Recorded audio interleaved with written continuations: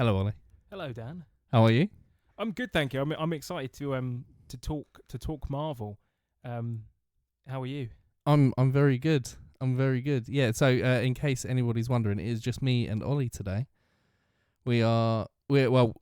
Let's be straight here. It's the past few episodes have been quite heavy episodes. Yeah.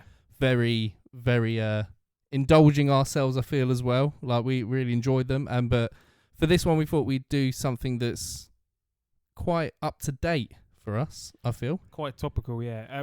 This wasn't so Dan. I think we might have spoken about this before in our anniversaries episode.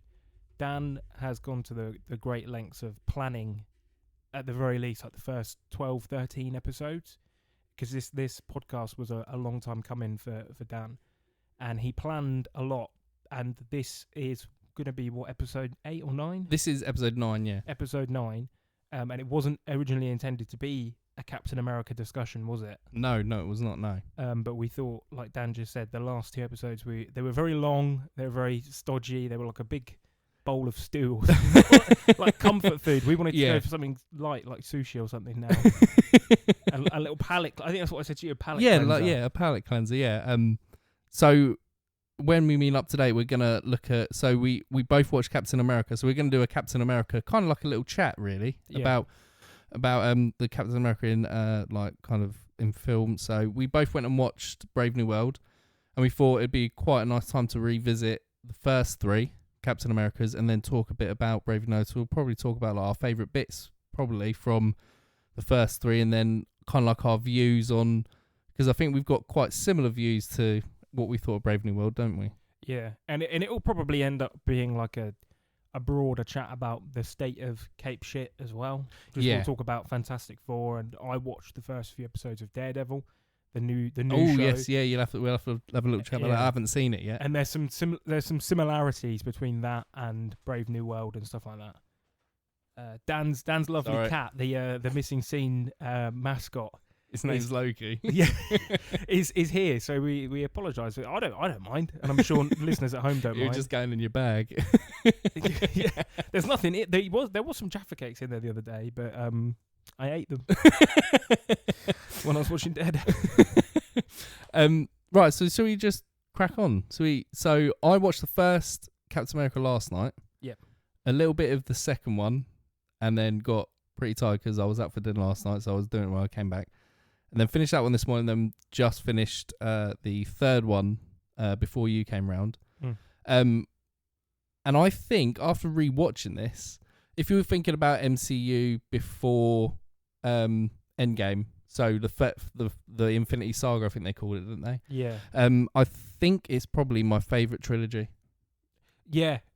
I mean, I have an interesting sort of thought process over the years, over my opinion on not just the Captain America films, but on Marvel in general has evolved a lot, because I was a little kid when the first few came out. Yeah. So I remember being 8-9 years old, going to see The Incredible Hulk with my mum in the cinema, going to see Iron Man 2 with my dad and stuff like that. And I was that's when I was first properly getting into comic books as well.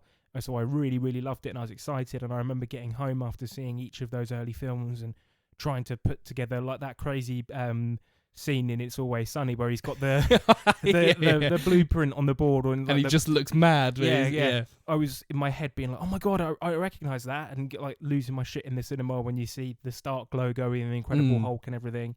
And then when I went to secondary school and I started to get really passionate about films, not just as like a hobby but as like an actual art form, and thought I want to actually really, really try and make some sort of career in film at some point or whatever, or took it seriously, then I started to be like, oh no, the Marvel films they're for babies and they're ruining cinema, and I like grown-up stuff like The Dark Knight and Blade Runner, and I like real movies, and the Captain America movies are for babies, and that sort of opinion. I also wanted, I didn't realise it at the time, but I was trying my hardest to be a contrarian. So being like 13, 14 in secondary school, Marvel was the biggest thing anyone spoke about. Everybody loved it. And it was an event when all of the new films came out. No matter what film it was. Exactly. And my mates would go to the cinema and say, oh, we're going to watch Ant-Man or Age of Ultron or whatever. And I'd go with them and they'd all rave about it and love it. And I'd be sitting there being like, it wasn't that great. And that sort of opinion persisted.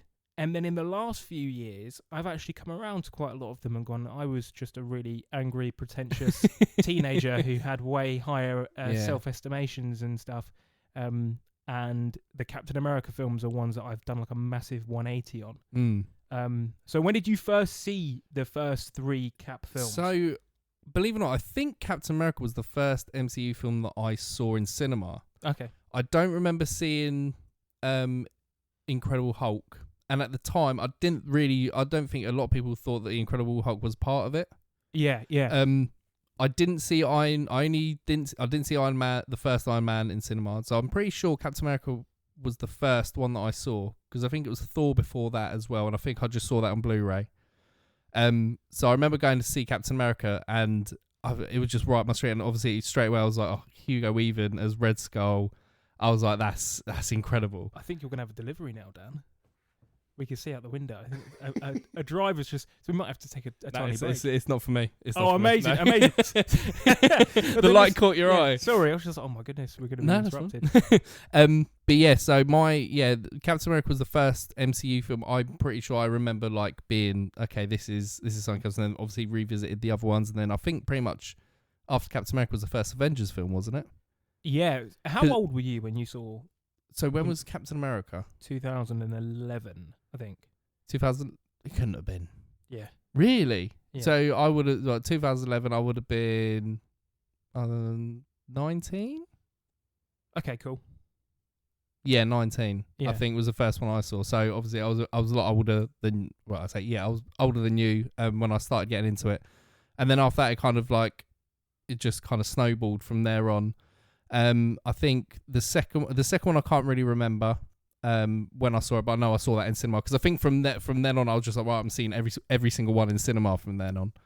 And then the third one I saw when we were at that place that we worked. Okay, cool. It was me and Ashley went to see it. I think it was opening weekend, or it was the Monday after opening weekend. Yeah, what about you? So the first one was the only original of the 5 or 6 Phase 1 films. Oh, I couldn't. I think Phase 1 ends with Avengers, doesn't it? Was the only one that I didn't see in cinemas.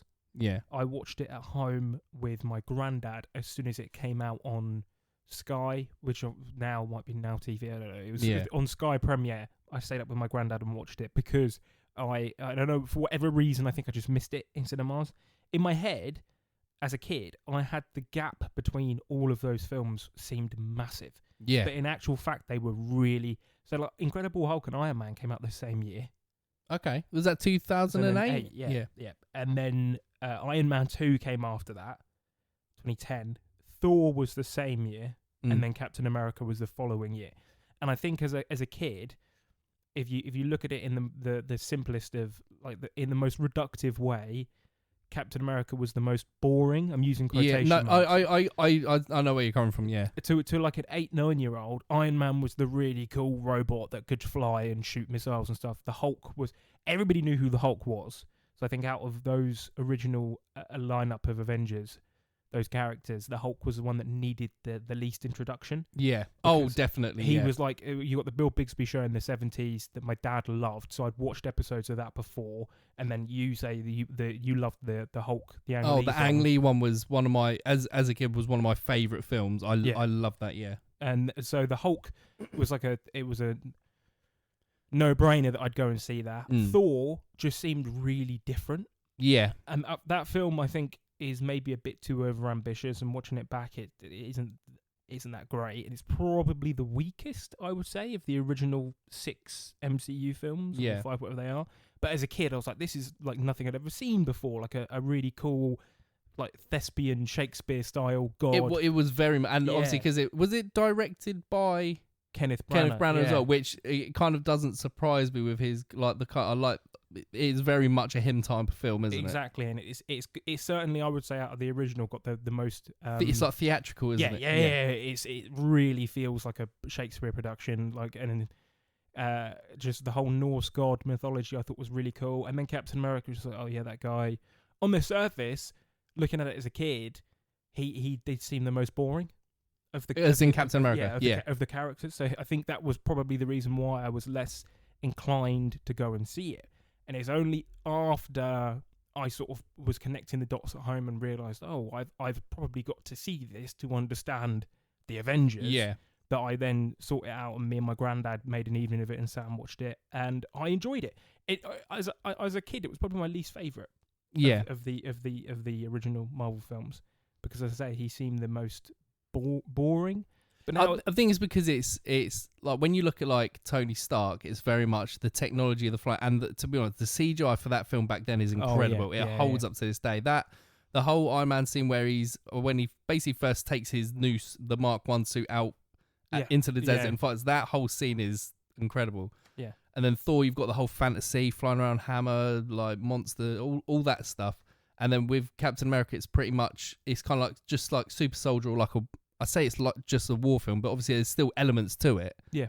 But I can see what you mean. It's something you've probably seen before. Yeah. And we'll get into this as we go on, but I think the Captain America himself, from a kid's point of view, he's a very static character, so he's quite boring. And I remember one of my best friends from school, we're still best friends now, but we used to have this sort of running joke about how he hated Superman.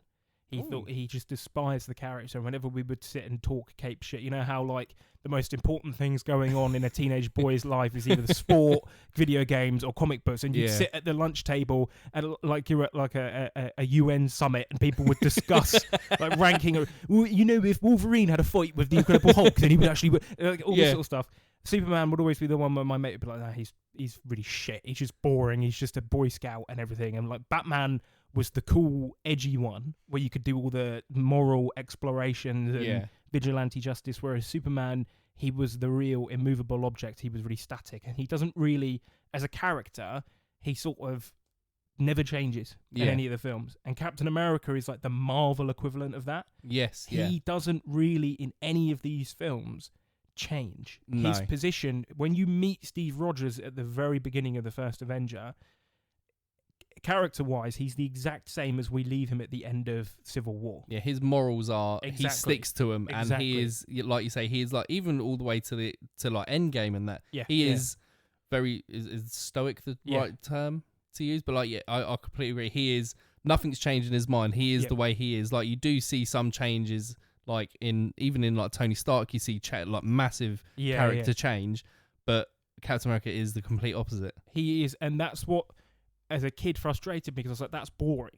As a watching some guy who doesn't change at all, and he stays completely static throughout all of these films. He's not changed by anything, majorly at least. I thought that was quite boring. But now as an adult, I think that's really interesting. And looking back on these films, particularly the second two, what's interesting and where the conflict arises is you take somebody who is as sort of concrete and immovable as Steve Rogers, who absolutely will not deviate from his perspective at all, and you put him in interesting situations where he has to decide what to do, what's the right course of action, like the Sokovia Accords, or what to do with Bucky. These are really, really intense questions. And other characters like Tony Stark or Bruce Banner, or other characters that move and evolve as the film goes on, it might be less interesting, because in the case of Steve Rogers, he has this incredibly sort of steel moral compass that he will not deviate from. Same with Batman. What makes the Dark Knight conflict interesting is you know that Batman's not going to break his one rule, and you know that he has a set of rules. And up until that point in that universe, it's worked for him, and him and Gordon have got this real good sort of crackdown on crime. And then the Joker appears, and he's just this absolute wild card who is totally unpredictable. And Batman has to deal with that. Same with Captain America in these films. He's so earnest. He's so sincere. In the first film, when he's talking to Erskine, and they say, and he says, "Why do you want to kill Nazis?" He says, "I don't want to kill anybody. I just don't like bullies." Yeah. That's so. As a kid, I was like, "That's boring," or like, "That's ridiculous. That's stupid. I want to watch Iron Man blow shit up." now as an adult, I'm like, do you know what? That's really interesting. He's got the biggest heart of any of those characters. Do you think it's because obviously, like, since obviously first seeing them, like obviously being younger and that, but then you've kind of matured and seen it, like you say, you've seen it now through an adult lens, and like you say, especially the second two. Like, I was watching, I'm thinking like the discussions they're having in Civil War, where they're discussing the Sokovia Accords, and he's like, we need to be put in check, and Steve Rogers is like, yeah, but if we do that, we lose our like, we can't choose what we want to do. We're being told what to do, and then even like Tony Stark goes like, yeah, but when I had all these missiles and found out that my weapons are being used for bad things, I shut the program down. And he's like, yeah, because you chose to do that. Yeah, and it like I'm listening to this conversation, I'm thinking to myself, if I'm watching that when I'm 10 years old, that's kind of possibly, or 11, 9 years old, not that I don't care, but it's kind of going over my head a little bit. But now we've lived in the kind of world we are now, you're kind of like, this is like, there's very deep conversations that they have within it. And I at the time, what I really liked about Civil War, again, tapping back into this idea that I was this really super intelligent, ponderous teenager that thought he knew better than these amazing, talented filmmakers. When I would go and watch stuff like Ant-Man or Avengers, Age of Ultron or Thor: The Dark World, I would get pissed off because I'm like, this isn't realistic. Like, in the real world, there would be like huge international political fallout from this. Like, if there was just guys flying around like fighting aliens, blowing shit up, like surely the governments of the world would want. Do you know what I mean? I sat there thinking I was smarter than the film, being to my friends like, "Ew, this is stupid." Like, in real life, the American government the federal government wouldn't let them do this. Yeah. And like, looking back, I'm now obviously like, well, yeah, these are fucking kids' films for little children based on picture books. Like, yes, you're not. Do you see what I mean? But what I liked about Civil War is that one actually really did introduce that there are going to be fallouts. Yeah, this. If and you run around and act like Team America World Police, like, dropping islands out of the sky and fighting AI robots and whatever, there are going to be real human consequences. And I really liked that bit about Civil War, is that it shows it in detail. Like, it shows like people, like, that's what was really good about like you say, all superhero films, they don't really show the consequence of afterwards. Yeah. And then in Civil War, when they're having this massive discussion, like, they're showing like people dying in Lagos and people like literally being killed and crushed and stuff like that, like just human beings that you don't really think about, because those previous films, they probably show a lot of people getting away and getting out of the situation or near misses. Yeah. You don't see the human consequences of it. This I'm getting ahead a bit, but this is one of my defenses of the new film that I'm gonna, because I don't think the new film is perfect. No. But one of the things that I think is unfair that's been leveled against it is loads of people on Twitter have gone, this film only exists to tie up loose ends from the other Phase 5 and 6 films. Like the stuff with the island in the ocean, the Indian Ocean, from the Sentinel in, was it the Eternals? Oh, yeah, the Celestial, sorry. Celestial Island. Yeah. The unanswered threads from Civil War about General Ross and what the government thinks of the Avengers and the Sokovia Accords. All of the stuff from the Louis Leterrier Hulk film, like Tim Blake Nelson. Yeah. Loads of people are like, well, this film isn't a Captain America film. It's just tying up loose threads. It's like a box ticking exercise, so that they can shut all that down and be able to move on to the next bigger, more ambitious stuff in the MCU. And I don't even think that's 100% true of this new film. But that's technically what a lot of the Captain America films have been.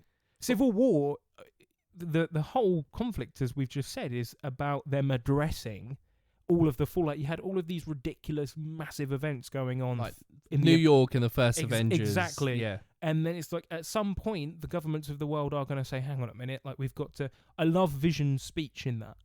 Oh, the inciting conflict. And, exactly. Our presence incites challenge. Challenge incites conflict. Conflict breeds catastrophe or whatever. That's a really succinct way of summing it up. And I like that. And same with the Winter Soldier.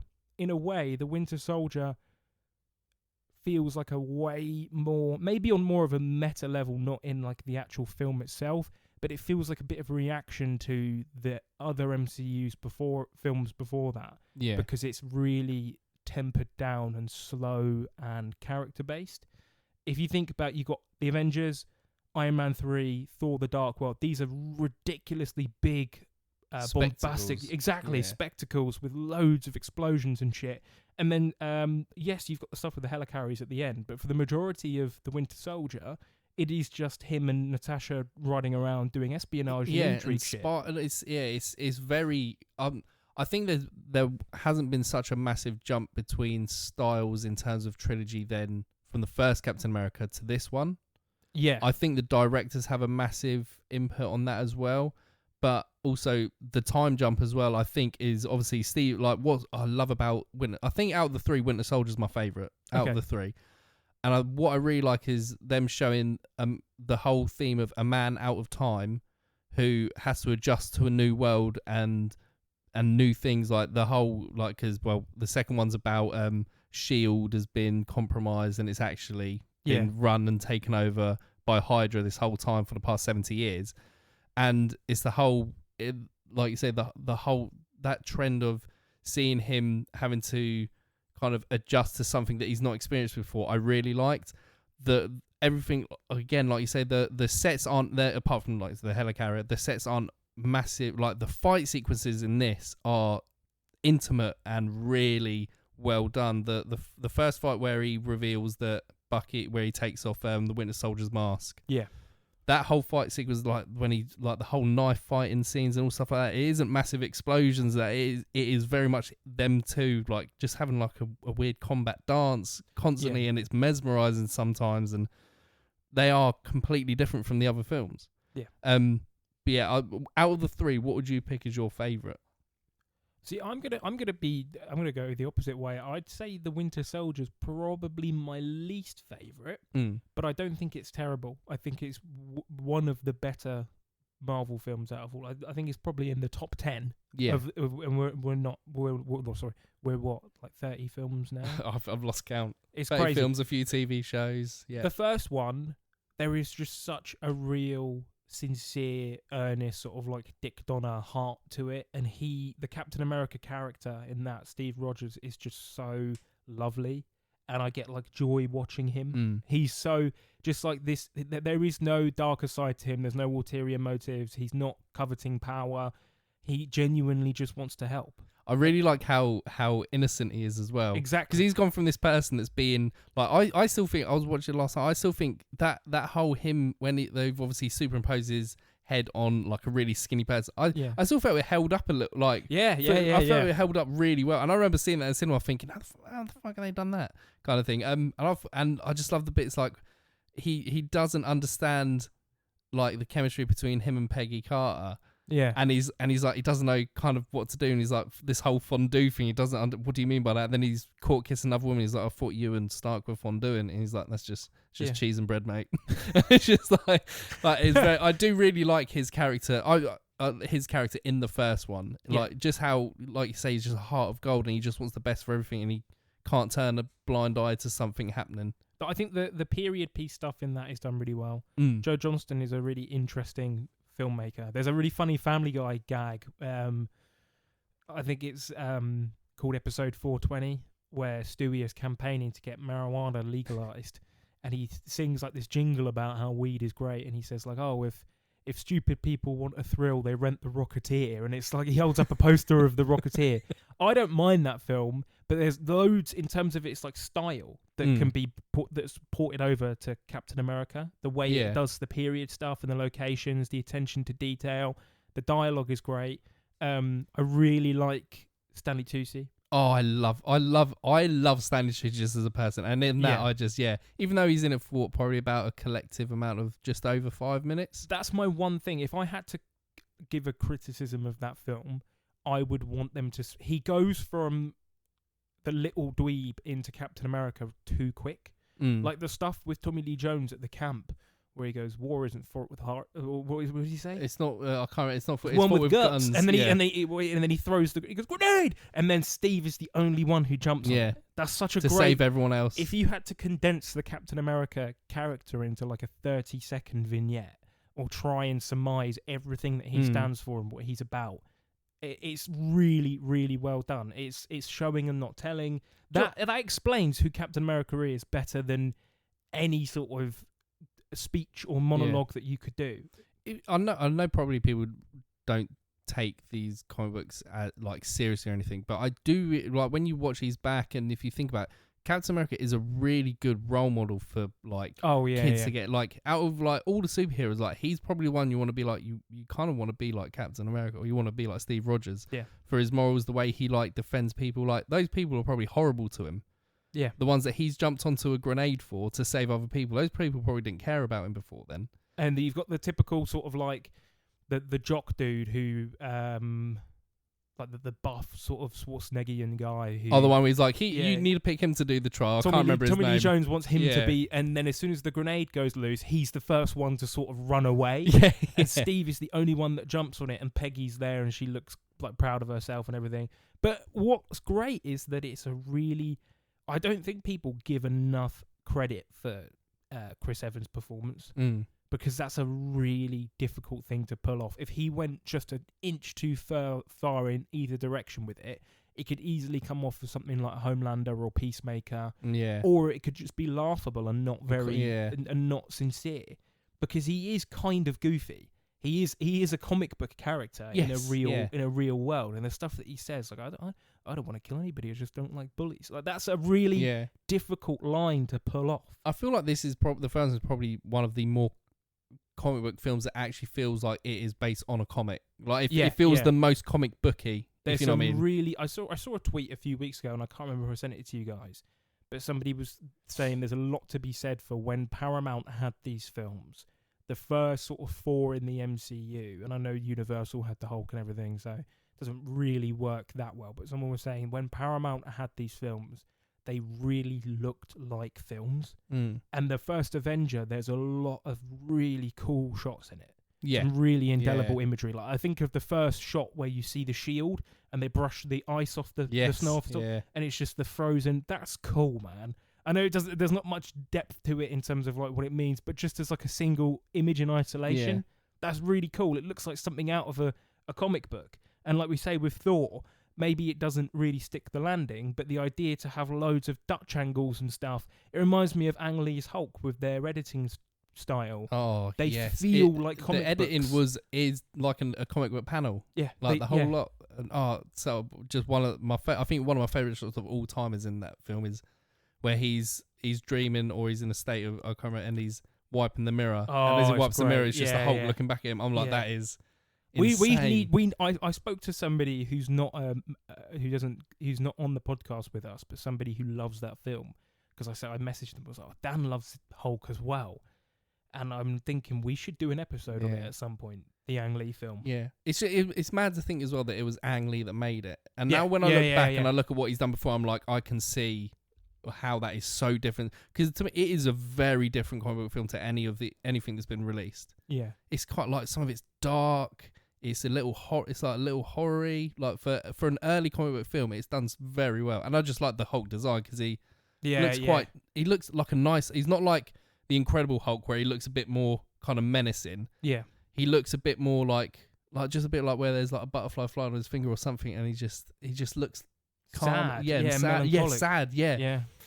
It's aged phenomenally. We'll save this because I think there's a lot to talk about the Incredible Hulk. Yeah. And we could probably do an episode like this where we just talk about the Hulk's legacy on film. Yeah. And talk about what they're going to do in the future with him. But favourite moments from the films? Because I think we've touched on the first one. For me, my favourite moment would be... I love the basically any scene with Stanley Tucci I think is great. Yeah.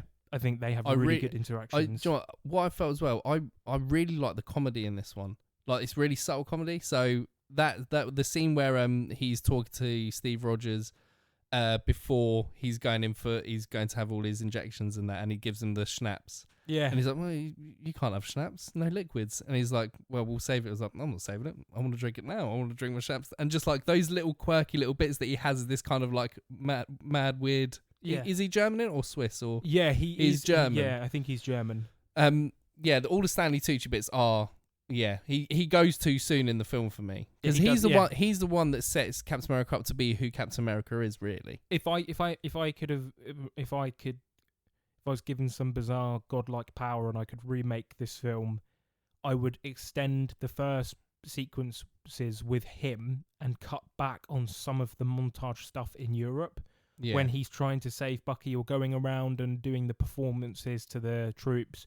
I get what they're going for that, and I like those sequences, and it's funny, and it shows him sort of like, I didn't sign up for this. I don't want to be a dancing monkey. I want to actually help and serve my country. I would kind of cut that back a bit, even by 5-10 minutes, and then just give another couple of scenes to Erskine, because I think he's a really, really cool. I love, you're talking about the humour, the bit where Steve gets injected, he goes, he goes, I guess that wasn't so bad. And then he goes, that was penicillin. What did he say? That was penicillin or something like that. Yeah. And then the real needle comes. It's like a Tom and Jerry gag, but it's like this huge hypodermic needle. And it's like massive. One of the things I love about that film, and all three of these films, is they do a really cool way of showing off his powers. Yeah. Like that first sequence where he chases down the spy and he rips the car door off and he's running and he can't realise just how quick he is. Yeah, and he ends up going into the shop window where he's like, he can't grab his feet and he's just like saying sorry to everyone because he doesn't realise just how big. And that's another line that I really like, where she's like, how do you feel? And he's like, taller. Not that he's like got these gigantic muscles. The thing that he notices the most is that he now stands over everybody else. Yeah. Which he's obviously never, which is a nice touch because he's never experienced that before. I love it. They do a really cool way of, because like that would be if you woke up with superpowers, it would be like he's just trying it out. He's having fun. It feels a bit like Mr. Incredible when he rips the door off and he jumps into the river and he punches through the submarine glass. It's kind of like he's it's instinctual to him as well. Yeah, he's never done any of that before. Yet he's able. He just knows that. Or like, I just love the bit where he's running. And he looks down at himself. He's like, I can run really fast here. Yeah, and then he just ends up belting it down the road. His physique is insane. Oh, I didn't think it was real. At one point, I didn't think it was real. From when he's in the like, not a coffin, but what's like the big where they inject him, and I can't remember what it's called or what they call it. Yeah. But when he's like, because he's kind of too big for it now, and he's like pushing it. I was like, he looks huge. Yeah. Like a lot bigger than I remember him being. And I think it's probably because when he's obviously got the suit on, obviously it hides everything, but I never remember him being that big. Yeah, no, his physique is insane. I have a handful of things I just want to get over before we can move on to the next one, because I'm aware that we've already been talking for 30 minutes, and we were saying before we recorded this, we're probably a breezy episode, be done in an hour. A couple of things that irritated me as a kid about this film. I don't like how Howard Stark plays such a big role in it. Because as a child, especially one that loved the Iron Man films, Howard Stark plays a big role in the second film. And the MCU timeline is a really hotly debated thing because it shifts and flows and there are people that don't like it. And the introduction of so many films over the years has kind of muddied the waters. Yeah. But my understanding is that the Iron Man films were taking place in then contemporary late 2000s. So the first one took place in like 2007 or 2008. The second one's 2010, which would make Tony Stark in his late sort of 30s. You know what I mean? Yeah. Howard Stark is filming those videos for him. Got to be somewhere between 65 to 1980. But then when you meet him and he looks like he's in his late 40s, early 50s. Yeah. And then when you see him, I could buy that he's in his late 50s, early 60s. He's just aged really well. But then you see him in the First Avenger, and this is like 1939, 1940 or whatever, and he's like a grown man. Yeah. And it irritated me as a kid because I was like, well, then how old is Howard Stark? Because if he's like in his 20s or even in his 30s in the First Avenger, then that would make him like an 80-year-old man by the time he's recording that footage in I don't know. Yeah. Maybe my timeline's a bit off. But as a kid, I'm trying to say as a child, that was my thought process, and I couldn't really get my head around it. And it annoyed me. I'm wondering if a lot of it is because obviously they've got to try and plan, because we know with Marvel they plan like 10 movies in advance or whatever it is. Yeah. And obviously when they probably didn't like think about like who was going to play what character or where the story was going to end up at that point, because like you say, there were the Paramount films. And then did Disney take over from Avengers? Was Avengers the first Disney one, and then it was Disney from then on? I think so. There were going to be so many. If there's anybody listening, there will there'll be experts that will be able to correct us and say, actually, Oliver, you're an idiot. You know what you're talking about. And I'll defer to their judgment because I don't profess to be a Marvel expert. But the other thing that irritated me, and this is always the case with prequels in general, because this is technically a prequel to the Yeah. other MCU films, the technology that they have in the 40s doesn't really mesh with the way that technology is presented in the early MCU films. Because, like, you get to the Avengers and all of the sort of the Pierce character, Robert Redford, and the secret organization behind S.H.I.E.L.D. are really playing hush-hush about this sort of new arms race that's being ushered in by the Tesseract. And they're like, we need to get the Tesseract because we've got all of these designs for, what do they call it, like Phase 2 weaponry and everything. And it's like, yeah, but if you watched Captain America, the Nazis were running around like 65 years ago with like ray Pulse guns, rifles, fucking Star Trek tanks do you see and the shit. size of that tank that he blows up? It's like the size of a house. Exactly, and they're able, and it's kind of like, you get to those films like The Incredible Hulk or The Avengers or whatever, and they're really badly trying to get the super soldier serum right or get the technology. It's like the technology existed like 65 years ago, and it doesn't. As a kid, that used to irritate me. In isolation, all of those, you were talking about the massive tank and the ray guns and stuff. It looks fucking cool. Yeah. In Captain America, but just as a little kid, I was like, right, okay, so you've got a fucking, you've got a Star Trek Federation space tank with a laser turret on the top of it now in 1939, but you don't have the means to make like the Iron Man suit is like this revolutionary, like game-changing piece of tech in 2008. It's like they're running around with tanks more powerful than that. They're operated off of like space. So it's just a bit too close, to being pretty much technology that they could then use within like 2008 or whatever. I mean, like in Iron Man, the world is completely blown apart by the revelation that Tony Stark has made flight possible. Like he's got this suit that allows him to fly. It's like, yeah, but his dad was making a fucking flying car 75 years ago. Like, why is anybody in the MCU shocked at this technology when they were running around with flying cars and super soldiers and shit? I don't know. Is it by like, so kind of one of the scenes from another film that kind of makes me think a little bit of, because like a lot of people kind of think of like loopholes or continuity, kind of those little bits, and the only thing I can think of is from that is that at one point in Iron Man 3 when Tony, I think it's Iron Man 3, when Tony starts he's watching the videos of his dad, like, and then his dad like kind of just ends up basically speaking to Tony Stark, like down the camera, and he's like, I'm limited by the technology of my time. I'm just wondering if at some point he's like, people have kind of forgotten about what he was doing back then because he can't go any further with it, and people have gone, well, he's not developed more or whatever it is. That maybe when he does end up making this suit and being like the revolutionary weapons dealer that he is, that then people have like sparked it back up again, and he's like, new. Do you know what I mean? You do get that idea that like the arc reactor in the MCU is like this jumping off point. It's like the invention of the atomic bomb. It's like after that, it's just, and I like that idea of escalation because in the second one you got the amazing sequences with Justin Hammer in the courtroom, where they're like going around the world, and all of the other world governments have tried their hardest to replicate the Iron Man tech, and that makes sense. It would spark like an arms race. So I get your point of view that maybe Tony Stark being this like prodigy who comes out with the arc reactor makes people then look back and say, well, actually his dad was doing really cool shit with like magnetic levitation or whatever, and I really like that. But just as a kid, it used to wind me up because I was like, how come you're all impressed by the Iron Man suit when his dad built a fucking flying car 80 years ago? One thing that I really, really love that this film establishes, the first Captain America, and it gets brought onto quite a lot of the further MCU stuff, not even just the Captain America films and show, but like the other films have sort of built upon, is the idea that the serum only works if you're pure of heart. Yeah. I really like, and what does he say?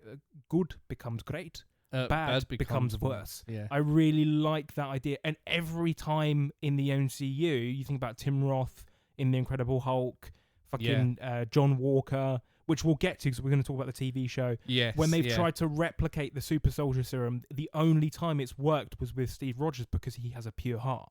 I really like that idea that he doesn't want the power.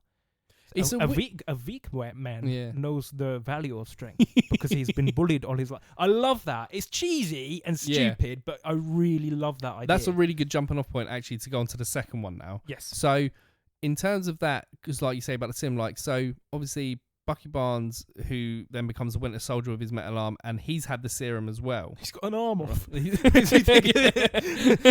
Shaun of the Dead. Oh, he's got an arm off. I love. That's probably my favourite gag in that film. Oh, he's got an arm off. He's got an arm off. That's such a childish way of talking. Because in real life, if you saw somebody that was missing an arm, You wouldn't say that, yeah. Yeah, you say, "Oh shit, they've lost their eye." Yeah. Oh, he's got an arm off.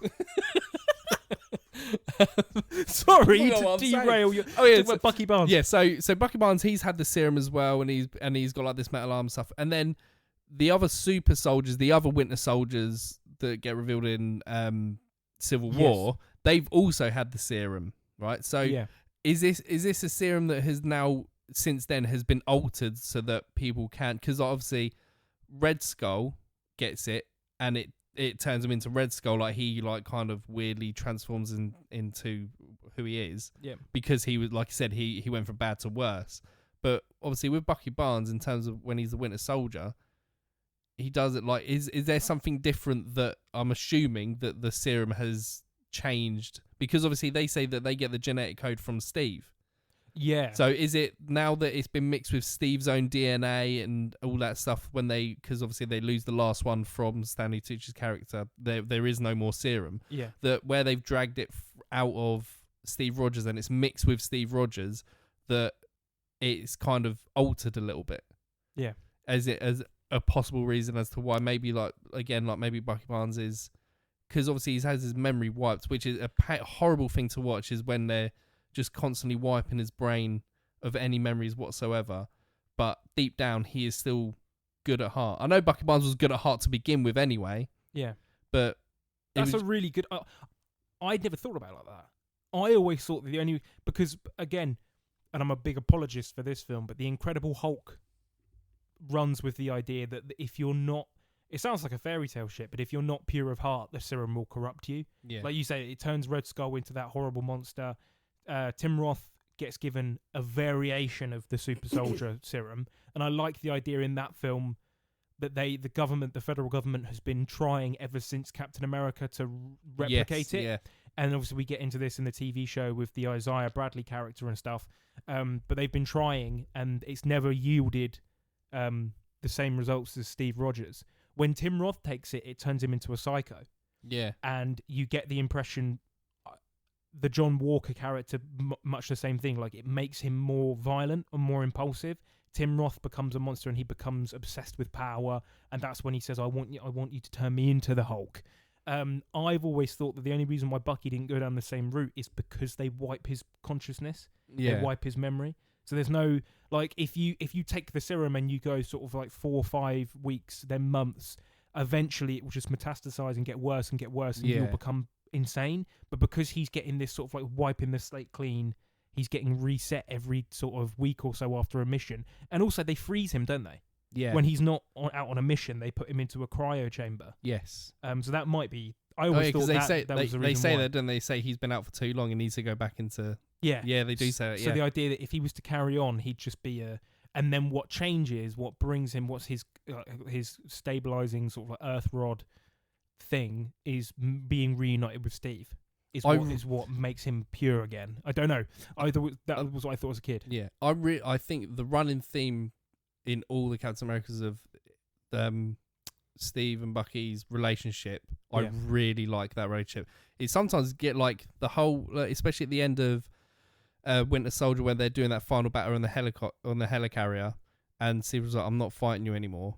Yeah. And he's wanting him to remember him, and he's just beating the shit out of his face, and he's just like, "I'm with you." That line, "I'm with you to the end of the line." I'm just like that whole, he just wants him to remember him, and he just can't. Obviously, he does start slowly remembering him. Yeah. But those when they're not fighting, and those moments they have together, like Civil War, when they first where he first finds Bucky, and they're having that conversation, and then again, like, for all those little conversations they have are really genuinely like they are brothers, and they will literally do anything for each other. and I really like that running theme throughout the whole thing. I wish I love it. It's so great, and there isn't really another friendship in the Marvel Cinematic Universe There is like that. no. Maybe I'm hoping my sort of childish comic book nerd dream is that down the line, Spider-Man and the Human Torch will have stuff like that, or whatever. They'll become friends like that. The only other relationship that is like that is Steve and Tony. Yeah. That it makes it even more. I was going to say heartbreaking. I don't know if it's the right word. When you get to the third film, which we will in a minute, the situation that Steve gets put into is just is crazy because he loves both of them. What was I going to say? I my one criticism of I remember watching not Civil War, The Winter Soldier, and because maybe it's because I didn't watch the first film that much as a kid, but I don't think that Bucky was that recognizable when he takes the mask off. It was like that big reveal when Steve is like stopped dead in his tracks, and he's like, "It was Bucky." Well, I don't know. I remember being as a kid like, "Who's Bucky?" I was like, "What?" And then my mate was like, his mate from the first one. I was like, "Oh yeah," because he's completely unrecognizable with the long hair and the eye makeup. And maybe if they spent a bit more time of them two just being mates together in the first film, I might have recognized him a bit more. But it caught me off guard. I think it's because it is such a dip. Obviously the first one he's got slick back hair, he's clean shaven. Yeah. Whereas this one, majority of the film he's got a mask or glasses, which I think they did really well keeping his face like just even when he didn't have the glass on, he just had the bottom mask on. You couldn't tell that it was him. But then now he's got these like curtains with the unshaven beard, and he looks a bit more unkempt. That he probably doesn't look as recognisable as he was in the first one, especially when he's not. The whole demeanour of him's changed as well. He's gone from being this really nice person to someone that doesn't even know who Steve Rogers is, and he's just like, he doesn't even know who he is. So I could see where you're coming from. Like I could imagine that being a thing. I'm glad that he didn't reveal it in the trailers like they seem to do a lot nowadays. Yeah. Because I think I always remember the trailer and being really excited when the trailer ended when he first chases him and he throws his shield at him and he just catches the shield with his metal arm. I was like, who the fuck is that trailer got me really like up for watching that film. What you said that the Winter Soldier was your favourite one.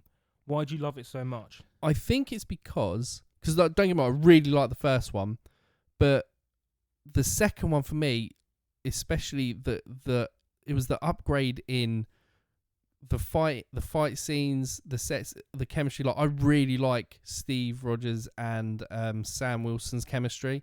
The first scene where it just opens with them running and he's going on your left and he just doing laps and he just keeps taking over on your left. And those little conversations that him and Anthony Mackie have where he's making that new friendship. Yeah. And the comedy in it as well. I thought the comedy was just like, it was kind of like goes under the radar type of comedy as well. The first kind of like action scene you get where they're on the ship and it's all like kind of like, that was more like the kind of espionage where he gets on the ship and he's just taking him out and he's just like the way he uses his shield, the way the shield gets used as well. I think it's Spider-Man. It does make me laugh. Spider-Man says in Civil War is like that shield does not obey the law of physics. Yeah. Because what he does, it shouldn't be able to do. Yeah. But you kind of don't care because it looks so fucking cool. The choreography is amazing. The choreo is incredible. I don't really like the elevator fight. I think it's a bit underwhelming only because I think you're a bit limited with the space, aren't you? Yeah, and they really the suspense in that. I remember watching that on Christmas Day with my dad. I think I got it on Blu-ray, and I'd not seen The Winter Soldier before because I didn't see it in cinemas.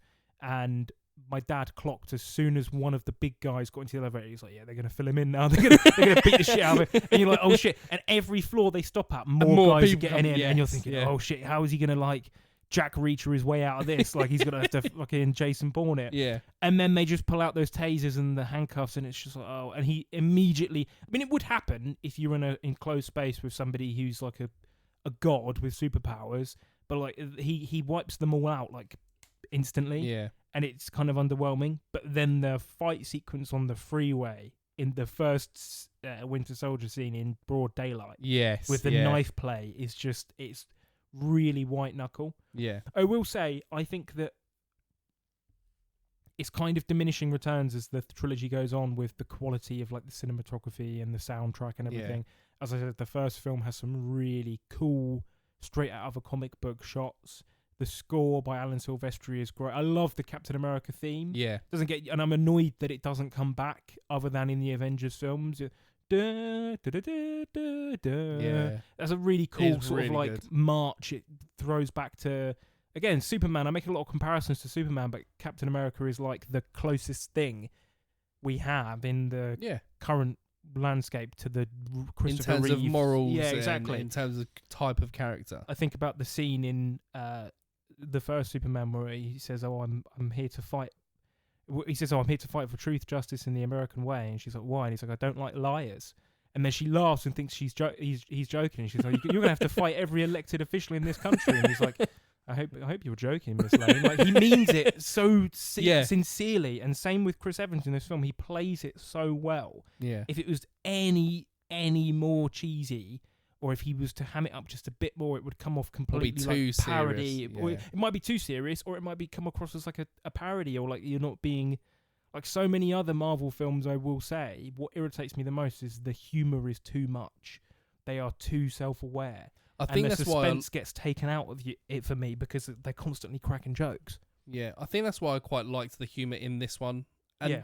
kind of a bit. It's a bit in Civil War as well, but it's a bit difficult to have the type of humour that they have in Winter Soldier than in Civil War, because Tony Stark is that character anyway.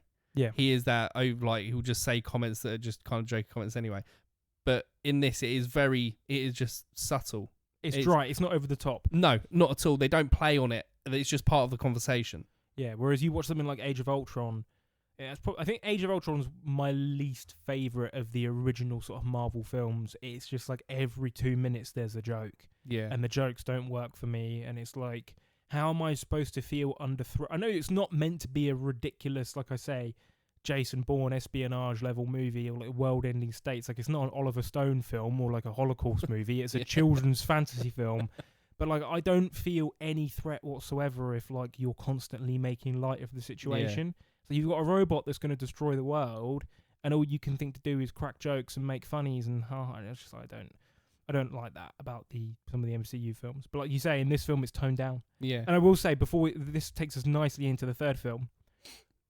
Winter Soldier is the first. It sows the stems of Steve questioning authority. Yeah. That's the biggest thing for his character. And again, his character doesn't really change because it still is in keeping with the morals that are established for him in the first film. He doesn't change as a character. He just starts to question the right people and starts to question the situation. And you realise he's not just some automaton who's going to follow orders. If the orders are coming from the wrong place or for the wrong reasons, then he's not just going to blindly. He's not a soldier that is completely at the whim of his superiors. He is going to turn around and go, hang on a minute. And you get this stuff with S.H.I.E.L.D. being corrupted. It sows the seeds of him basically going against the government, going against the military, and becoming his own independent. And pretty much only trusting himself, really. Exactly, which takes us nicely into Civil War, which is basically the one where he splits completely. Yeah. And the Avengers are ripped in half. I remember at the time, how do you feel about this? I remember at the time, one of the biggest criticisms of this film is it's not really a Captain America film, is it? Because it's kind of like the Avengers 2.5. It's very much so the comic book itself is still I don't know if it's a Captain America Civil War comic book that it's based off of, or if it's just called Civil War. Yeah. But I completely I see where people were coming from with that. But for the scale of the film, I think it's hard to try and make it a Captain America film, especially with the characters you got in it. Because now we're at the point where we've had 2 Avengers films. We're leading up to Infinity War and Endgame. We've had even more new characters, like Ant-Man was introduced. In this one alone, you have Spider-Man and Black Panther, another 2 characters. They're already introducing characters on top of a roster that is already bursting at the seams with the amount of talent and the amount of characters that they've got on show. Yeah. I still feel like it. I feel like the way this is still a Captain America film is because it still has the same feel, look, and kind of choreography in terms of fighting that the Winter Soldier had. Yeah, and at its core, it's still a film about Steve and Bucky. Yeah, Like yeah. that, This film is the main thing about this film is that it is about Steve and Bucky. Steve trying to save Bucky and trying to clear his name. Yep. And that is, and to be honest, again, that is like it's in the first, maybe not so. Oh, you could even say the first one. Steve and Bucky are the heartbeat of the Captain America. That friendship is a massive heartbeat of it. Obviously, you've still got it because it's still following Steve Rogers' morals, and the way he sees the world is the way he sees it. Nobody else can change his mind for it, especially even with the Sokovia Accords. Yeah. I can see where people come from, but I still feel like it still feels like a Captain America film to me. And in their defense, I don't think there's any way you can tell this story. And I really like the fact that they actually address, like I said earlier, the fallout of these types of situations. If the Avengers were a thing that actually existed and they were running around and getting into these like huge punch-ups and leveling cities and stuff, there would be international fallout and repercussions. You can't tell that story without having... If they were to do the exact same story, Captain America 3, he's having to fight for Bucky's innocence whilst under crackdown from the government and General Ross about these accords, and you didn't have the rest of the Avengers to show up and give their opinion on it, it wouldn't work. No. They have to be in it. You have to have Iron Man in it. You have to have... Because it involves all of them. Exactly. And I think they have I think they struck the balance well. I don't think Iron Man, because he's such a charismatic character, like you say, he could have easily shown up and stolen the show. Yeah. And like not ruined it, but just made it the as you say, like the Avengers 2.5, whatever. I think they strike the balance really well. I think it's the chemistry between Robert Downey Jr. and Chris Evans that makes that possible. Yeah. Because you don't really get to see them have a lot of... This is probably the first one obviously you have the two Avengers films, but you don't really have a lot of scenes where it's just them two. Just talking, Where in this you have quite a few of them. And it was really nice to see them going off of each other, and you can see the differences. Like Tony's trying to compromise, whereas, like you say, he's Steve Rogers he's still him. He can't shake it. He cannot shake it. But Robert Downey Jr. is trying to be like that, kind of change his mind and stuff like that, but also trying to be his friend. What's really interesting as well is that it's basically a reversal of what you think those characters are going to be like. If you watch Iron Man and Captain America, right, and you say, if you were to turn around and say, which one of these two is going to be the renegade rock star that wants to go against the government and act independently and doesn't want to be constricted to some legislation, and which one of them is going to be, yes, we need to align with the government, we need to sign up for this, we need to follow orders and be relegated and basically put on check. 110%. Iron Man would be the one that you would say is going to... Because he is the ultimate rock star, isn't he? He doesn't want to be told what to do. He doesn't want to do... He throws away the... Arguably... Stark Industries says we're not making weapons anymore. I love that bit in the first film where there's that pundit on the TV and goes, there's a weapons company that doesn't make weapons. And smashes the mug. Like, he is a complete loose cannon, and you'd think he would be the one that'd be like, fuck the Accords, we're the Avengers. Especially because he made the Avengers. Exactly. Like, he is the start of the Avengers. And people think of Steve Rogers, like, I had this misconception of him as a child, and I don't really know the Captain America comic books that well. I'm more of a DC guy than Marvel. But he might be like this in the comic books, I don't know. But I've always had the idea that he is like the Boy Scout, the government stooge.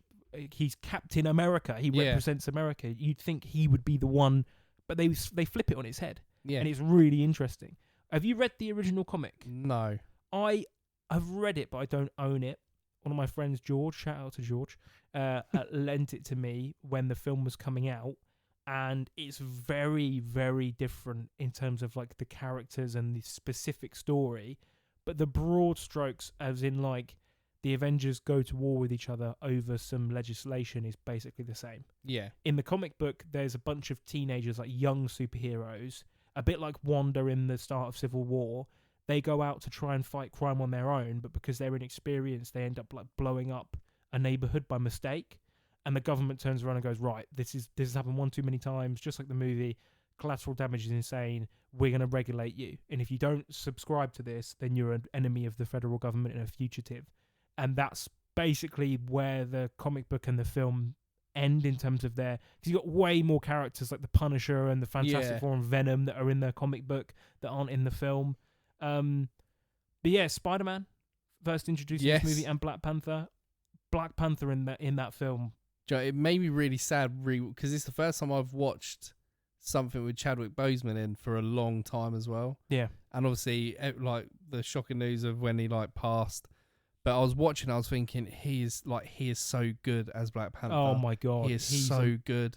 So I can't remember if I've said this to you guys. Black Panther is my favorite Marvel movie. Yeah, I love it, and I think that is one of the biggest tragedies of Hollywood in recent memory. Chadwick Boseman passing away, because I'm looking at it from a really cynical point of view, but he is like one of those pitch perfect castings, like you say, like Robert Downey Jr. as Iron Man, J. Jonah Jameson, J.K. Simmons. I can't imagine anybody else as Black Panther, as T'Challa. He fits into it, so he's got such a natural physicality and charisma, and he's a powerhouse in that film. Yeah, like if they, again, they strike the balance well, he easily could have taken over that film, and it could have become his revenge story, and his ending with Zemo, I think, is great. Where he stops him from killing himself. That line as well, where he says, "Is it if vengeance has consumed you, it's consuming them. I'm done letting it consume me." Oh, that line is incredible, and the way he delivers it, where he's trying to hold back tears because he's thinking about everything that he's gone through. Yeah. In that space of like 3-4 days or whatever it is, and he's holding back the tears, but he's making his point that that's it. I'm done being this person that he probably doesn't think he ever would have been. Yeah. And like I say, he plays it perfectly. And from a cynical point, I'll get derailed so quickly because we in this podcast we always bounce off each other, and I'll have like an idea in my head, and then someone will say something like, "Oh yeah, no," and then my train of thought was going to be, if I was like a studio guy working at Marvel and Chadwick Boseman had lived, my plan would have been, right, Robert Downey Jr. wants to retire from this sort of stuff, fair enough. Chadwick Boseman is going to be the new face of the MCU. And I think that was the plan. Yeah. I think they wanted him to fill that gap. And it makes sense because Black Panther, the movie, made like...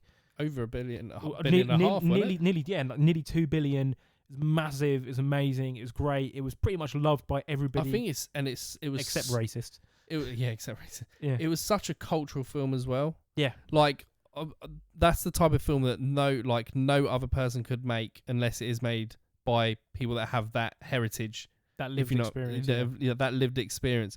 And it's something that I don't, especially for a comic book movie, or even just a movie with such a massive budget, not specifically a comic book movie or a sci-fi movie, like with a massive budget, is the first type of film where it was so different in terms of style, in terms of looking at African history and like the design and everything. There wasn't really like it was huge, and it was marketed like that as well. Yeah. And but we're probably going a bit off topic because now we're talking about Black Panther. No, I think this is one of the great things about our little setup that we've got. It comes so organically and so naturally, and the Marvel universe is designed as such that you it's inescapable talking about these things because they're all linked. Yeah, exactly. Yeah. You can't really discuss the Captain America films without going on tangents talking about the Avengers and other characters, because he's such a key part of that. Yeah. Civil War. I wanted to ask you, I know it's many years after the fact, are you team Iron Man or team Cap? I think I'm team Cap still. Okay, I think so you were back in the day. Yeah, I was back in the day. I think it's because I can see where Tony's coming from. I'd be pissed as well if I found all that information out in like 5 minutes. I'd be annoyed as well. But I can see where Captain America is coming from more in terms of like, Bucky didn't have a clue what he was doing, and it's difficult because then obviously they do need to be put in check. Like if we're looking at it from a point of view of the Sokovia Accords or trying to keep the Avengers in check, Tony's probably right on that front. But then when it comes to him, I don't know what. But to be honest, I'm still confused about what the whole are you Team Cap or Team Iron Man is based off of. Is it based off of the Sokovia Accords? Is it based off of his decision trying to kill Barney? This is the thing. Bucky. Like what is it Team Cap and Team America for? What is the reason behind it? Because I could be Team Iron Man for one thing and Team Cap for another. It's that's what I've always been confused by it. It's really I just want to say, I think that Daniel Bruhl as Zemo. He's so good. such a fantastic. He's the best villain of the Cap films. Oh by a long shot. I just love the fact that as well is a villain that pretty much destroys the Avengers without landing a single blow himself. Yeah, he's not a physical threat to any of them. In a way, he's kind of like I made the analogy to the Dark Knight earlier, but he's like the Marvel equivalent of like the Joker, in that he's a mastermind that doesn't really pose any physical threat. Yeah. And he doesn't actually have any screen time with any of them other than the last sort of 2 minutes. And even then, they aren't, a bit like Khan and Spot and Kirksey, they're not in the same room. He's looking at them through glass. Yeah, there's a barrier always, And yet he does the most damage to them than any other villain up until that point. The Sokovia Accords thing, I think we might not like get too much into it because it is a really contentious like political discussion. Yes. And I love, rest in peace, William Hurt. We're going to get to this when we talk about the new film. Yeah. Because his presence or lack of is really felt in my opinion. But he's great in that film, and I love the line where he says like, "Do you know where Banner and Thor are? Because if I misplaced a couple of Megatron nukes or whatever, you can bet there'd be consequences." Yeah. And that's the equivalent in the real world. We're talking about we're just talking about national accountability for things like war crimes or things like that, and that's the facsimile that we have. It's like in the real world, we don't have superpowers, but we have ICBMs and nuclear missiles and incredibly deadly pieces of machinery, and they're basically saying, should they be operated by a select few who have lots of experience, or by an entire nation that can only use them on the back of a democratic vote or whatever. Yeah. And I don't think, I personally am not equipped to answer that question. I don't know enough about those sorts of things, and that's the question that this film, again, we're talking about children's characters from picture books, but that's what I like about these three films. They play with some really interesting real world debates, and situations. But me personally, when it comes to Cap versus Iron Man, by the end of it pisses me off because how can anybody? I don't see how people can be Team Cap after you imagine, right? Your best mate that you've been hanging out with for 15 years, you've been on loads of adventures, turns around and goes, "Oh yeah, my mate from college murdered your mum," and and if you try and do anything to him, I'm gonna beat the we're gonna jump you. We're gonna beat the shit out of you now for being angry that your mum's dead. And that's basically what happens. And Iron Man gets nerfed. So I was thinking about this because I remember you said that to us before when you sent the photo when you were rewatching. You was like, "Fuck, Iron Man's getting his ass handed to him by two Smithsonians." They get called at one point, and he's got this like $1 billion suit on. And I was thinking about it. I was like, "Yeah, why is he getting absolutely battered by two old men?" I know they're super solid, but the only way I can think of it is that Tony Stark at that point, he's still fighting two people that are souped up, super serum, super strong, super quick, right? They've had a lot of combat experience. They know how to fight hand to hand, and Iron Man's suit isn't particularly a hand to hand combat kind of suit, right? But then also you got Tony Stark's thinking, I want to kill Bucky. I've got to kill Bucky, but I can't kill Cap, and he's trying to at the same time while he's trying to defend himself, he's also got to try and hurt Cap, but not hurt him too much that he nearly kills him. Yeah. He's got so much going through his head that he's got to try and do so many things in that space, in that moment, that he probably is going to get his ass kicked because he's probably thinking about it too much. Then he's got all the rage that he's feeling as well. There's probably so much going through his mind that he probably is in the end he ends up, using the kind of like predict what he's going to do. And this is right. I'm going to get. I still stand by the fact I think he gets massively nerfed. I think Iron Man in that there's a lot of plot armor for Cap, and I think we're two grown men. I'm not going to sit here and go, if you look at the power scale of Iron Man in the last two films, like some Dungeons and Dragons, like super sweaty nerd discussion, like Big Bang Theory shit.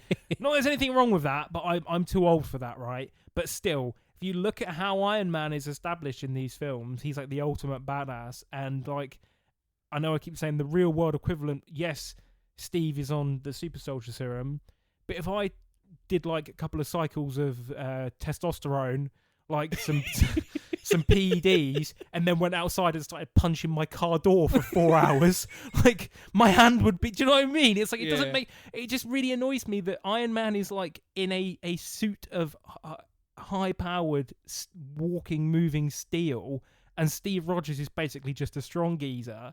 I remember sitting in the cinema with my mate, and the suit says to him, "You can't beat him hand to hand." I was like, "What the fuck? Like, what do you mean you can't beat him hand to hand? You're wearing a fucking walking, talking nuke, and this guy's basically on some fucking test or whatever, and he's beating the shit out of you now, mate." Especially when he has that thing. Remember in Iron Man 2 where he does the really cool fight against the drones, where he tells Roddy to duck and he spins around and cuts them all in half with a laser. Yes, yeah. It's like, if that geezer killed my mum, I'd just shoot that at his fucking head.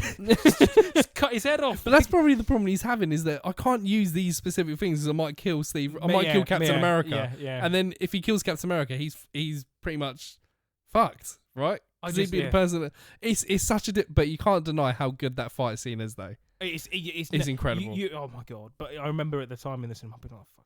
Like, you imagine you find out that your best mate knew all along who killed your mum, and then you turn around and go, "Hang on a minute, what the fuck are you playing at?" And he goes, "Yeah, we're gonna beat the shit out of you too now, mate. We're gonna rush you as well."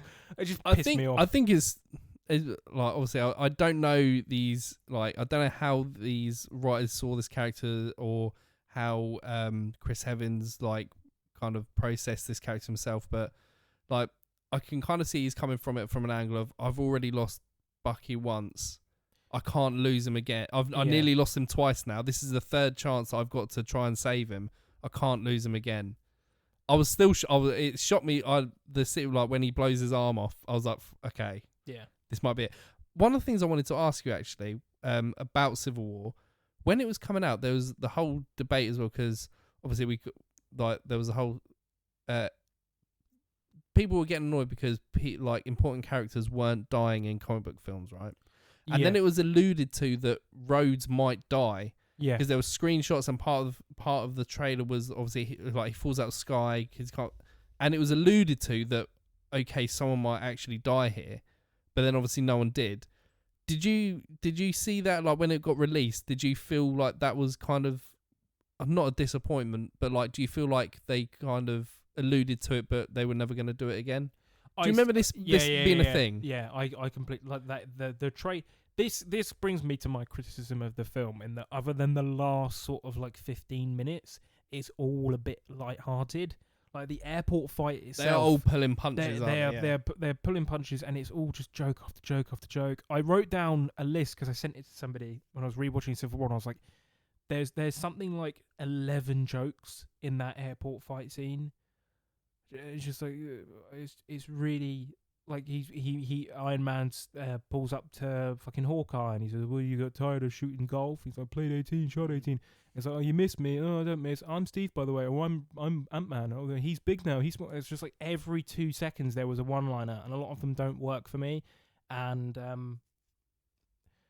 it's just, and then it culminates with, like you say, they really heavily milked in the trailers that War Machine was going to die, and he doesn't. Yeah. And not only does he not die, there's no lasting, because he gets that. He's back up and walking again. He gets that $6 million man, like Avatar 2 exosuit at the end, and it's like, well, it was all for nothing then. He might as well have just like not even been there. Yeah. Because he's fine. And that's like, I feel like that would have been a tragic incident like that for what that group of people are going through, would have been very realistic and cemented the again, because the whole thing is that it leads into the Avengers films, the two-parter one, and they're so fragmented, and they don't fight together because they've got Steve and Tony have got that beef still. So that's why he's reluctant to ring him. And you think if he'd have just called him a bit sooner, maybe Thanos wouldn't have been able to do the snap altogether, because the whole point is when the Avengers are united, they can defeat Thanos. Yeah. But they've still got this bad blood from Civil War. Maybe they were thinking from a writer's perspective, if Rhodey was to die, how would they come back from that? How would they bury that hatchet? And obviously the thing is that the needs and the many outweigh the needs of few. You'd like to think that Iron Man would say, like, "Oh yeah, I'm going to put this past behind me. The world needs us. Yes, he's responsible for War Machine's death, but Thanos. You know what I mean? So I don't know. I like that you brought that up because I wanted to talk about it, but I forgot about it, and it annoys me because he's not even an essential character. I think the only way that they possibly could have it, like, because obviously it's Vision that kind of shoots him out with his beam, doesn't he? Because Falcon like kind of closes down, it misses him, and then it hits Rhodey. I feel like, especially with the way that Vision's used, obviously they couldn't like just shut Vision out because of the way he's used like further on in Infinity War. But I feel like the only way that possibly that they could have got away with Rhodey's death being death is that if Rhodey was trying to do something or had an accident himself. Yeah, where he dies by his own hand. Yes, like, but obviously not on purpose. But like, he's trying to do something, or he's like trying to stop, or something that could go wrong and does go wrong.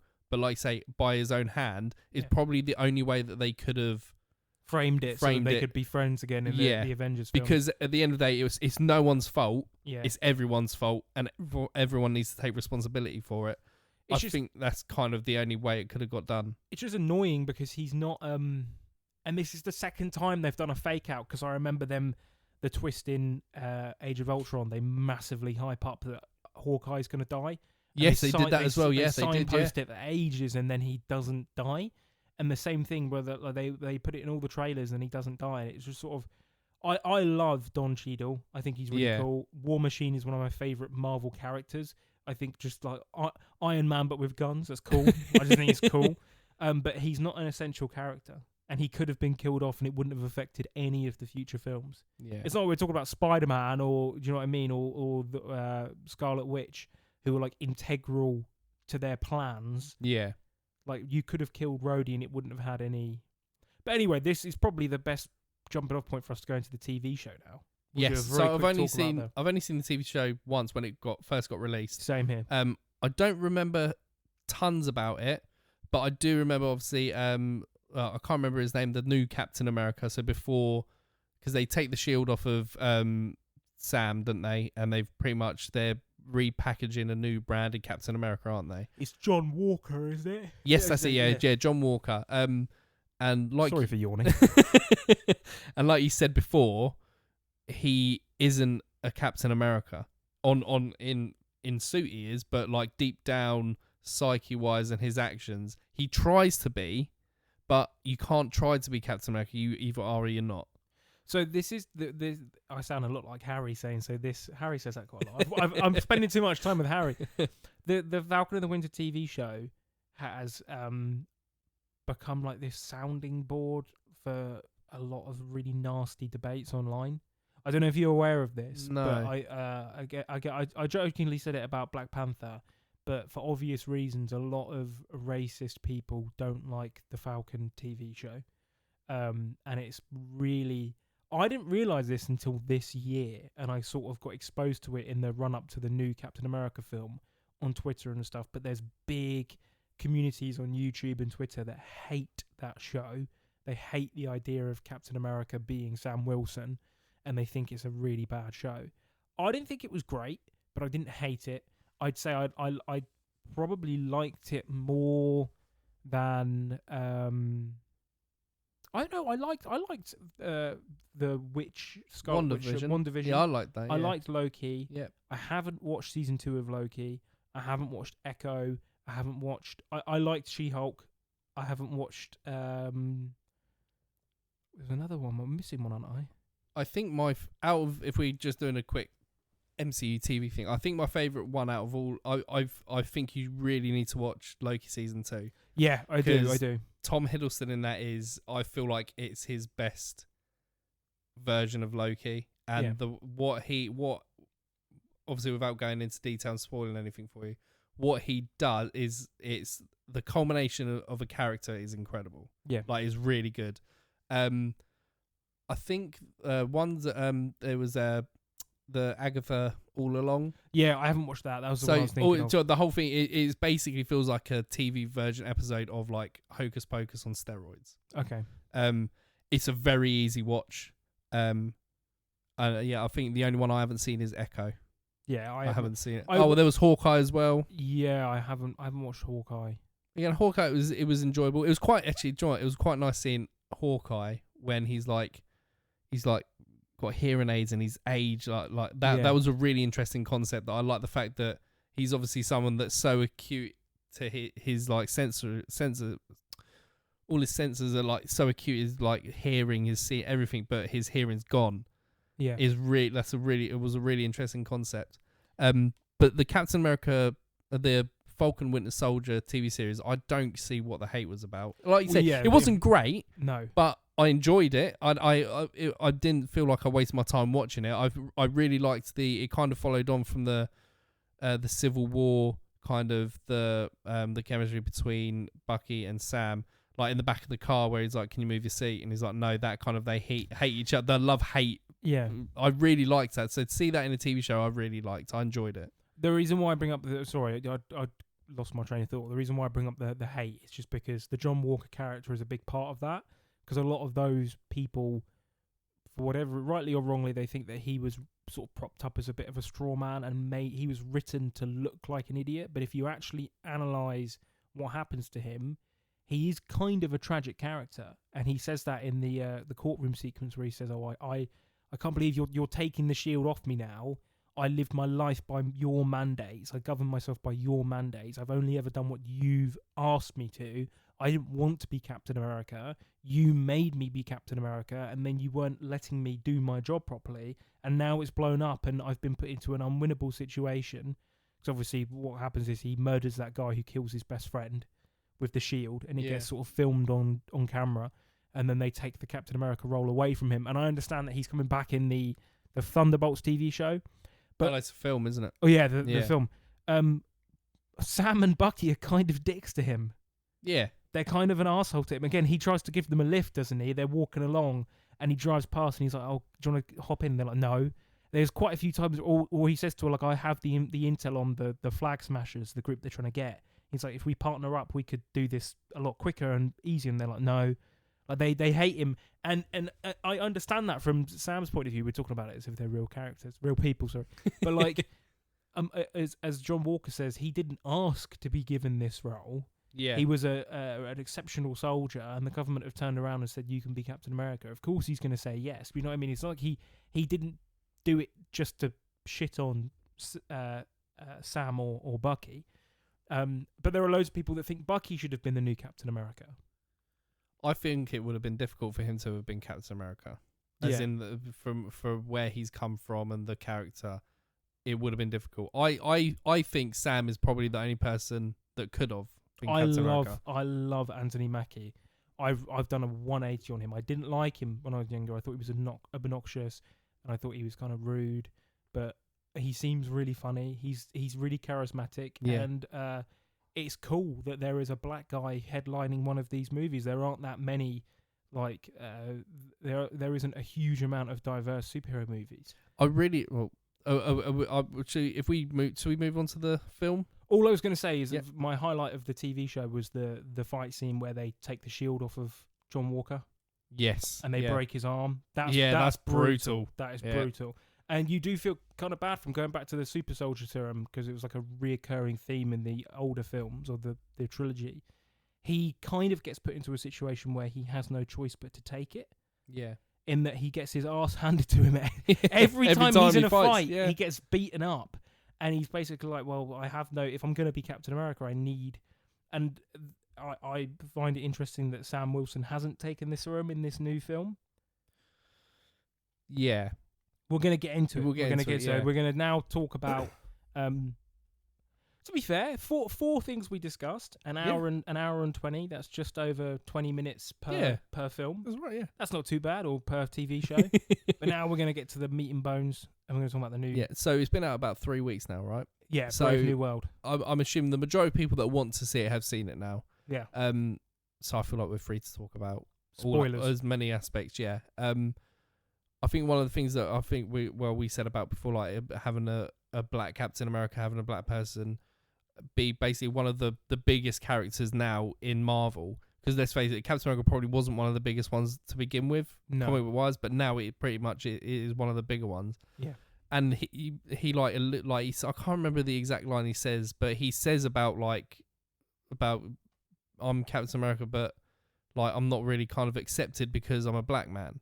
Yeah. And I like the fact that they like people like probably don't like it being said, but it's so obviously true, but people don't like hearing it. And I like the fact they still, for such a big blockbuster film, they will just say it's still like, that is the point. You don't like me because I'm a black person, and it probably is true, especially for like the whole history behind, like you said, the like not being accepted, like for Falcon and the Winter Soldier, again, all that hate.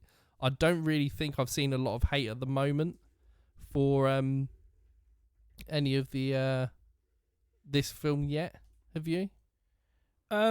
Is the hate more that people just don't think it's that good of a film? I think it's a I think it's a mixture of, but I don't think it helps that there are people, and it's really sad, but there are people that just in 2025 don't like the idea of a black man, even though he's a great actor and he's really charismatic. They don't like the idea of a black man being Captain America. Yeah. And I don't think it helps that the film isn't great. So it's given them ammunition to be like, yeah, see, we told you that if you make a black man Captain America, the film will suck. Yeah. It's like, no, the film isn't great for a lot of reasons. He's not one of them. I think it's really obvious. Same with the TV show. It's really obvious that this film has been rewritten quite a few times and reconfigured. Yeah. So in the TV show, and again, I'm not an expert on this, but I kind of get the impression, or the idea at the time was that it was supposed to be about a global disease. Okay. Okay. It wasn't going to be about super soldier serum. It was going to be about, there was an international pandemic, and the cure or the vaccine was being hoarded by certain organizations. And so, you know how in the show they're running around with Daniel Bruhl trying to find the serum? Yeah. They were actually trying to find a cure to this disease.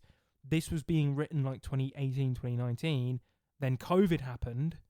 And so they had to massively retool it because they're like, we can't do this at the moment. I don't know how much of that is true, but that's what I heard at the time. And it does kind of seem, there's a lot of scenes in that show where there's a lot of ADR and characters doing stuff that's like, did you really mean to say that or do that? Or it's just been picked up and reshot someplace else. Same with this film. It's just a shame. Same with the Carrie Fisher situation.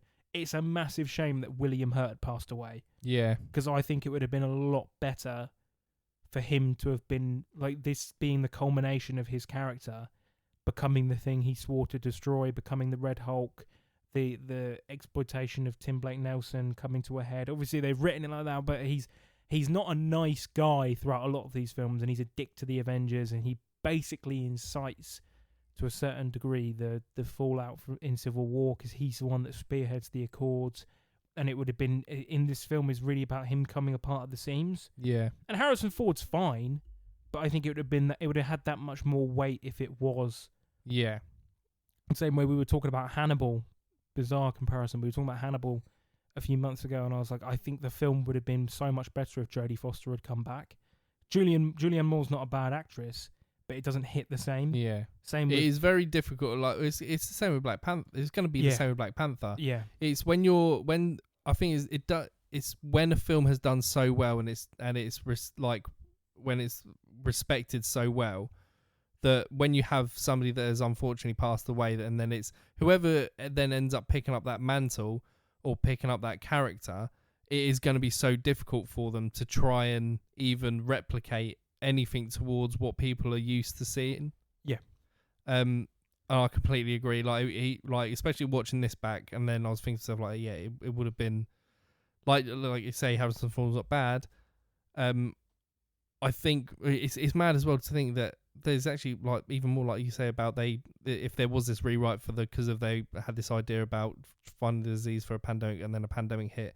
Like when they had to pull the trailers for Brave New World because there's a scene where Harrison Ford obviously Theodore Ross is now president, and there's an assassination attempt on him. And then the week before, during the week that got released, there was the Donald Trump attempted assassination. Yeah. So there always seems to be there's probably no way you can get away from it. The Captain America films and the subject matter and the Captain America as a character and what they do is always going to be linked politically. Yeah. So no matter what happens, it's going to be difficult for them to have to write something real world unless it upsets someone, or something political will happen in the world that they'll probably touch on. Yeah, and this is why I was going to make the Daredevil comparison, because it's not really any spoilers because they put it in loads of the trailers. But in the same way in Captain America, Ross is running for president. in this new season of Daredevil, Wilson Fisk is running for mayor of New York. Yeah. And exactly like you say, like you can't make an apolitical movie about someone called Captain America. It's impossible. Yeah. And even though it is a children's film based on picture books for kids, and I don't mean that in a patronizing, dismissive sense. I've spent tens of thousands of pounds on comic books in my life, like a genuinely insane amount of money on these things. I love them, but like they are ultimately entertainment for children. But Captain America, like you say, is it's in his DNA. It's exactly.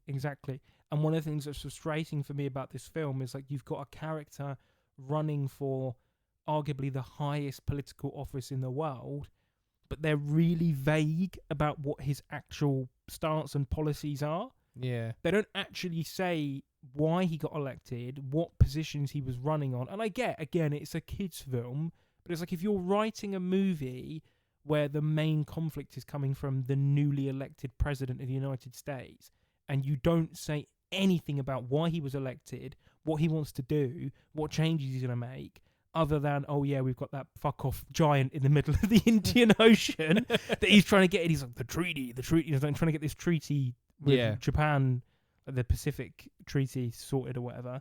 And the same thing with Wilson Fisk. Admittedly, they've only released 2 episodes, so I might be proven wrong as the episodes go on.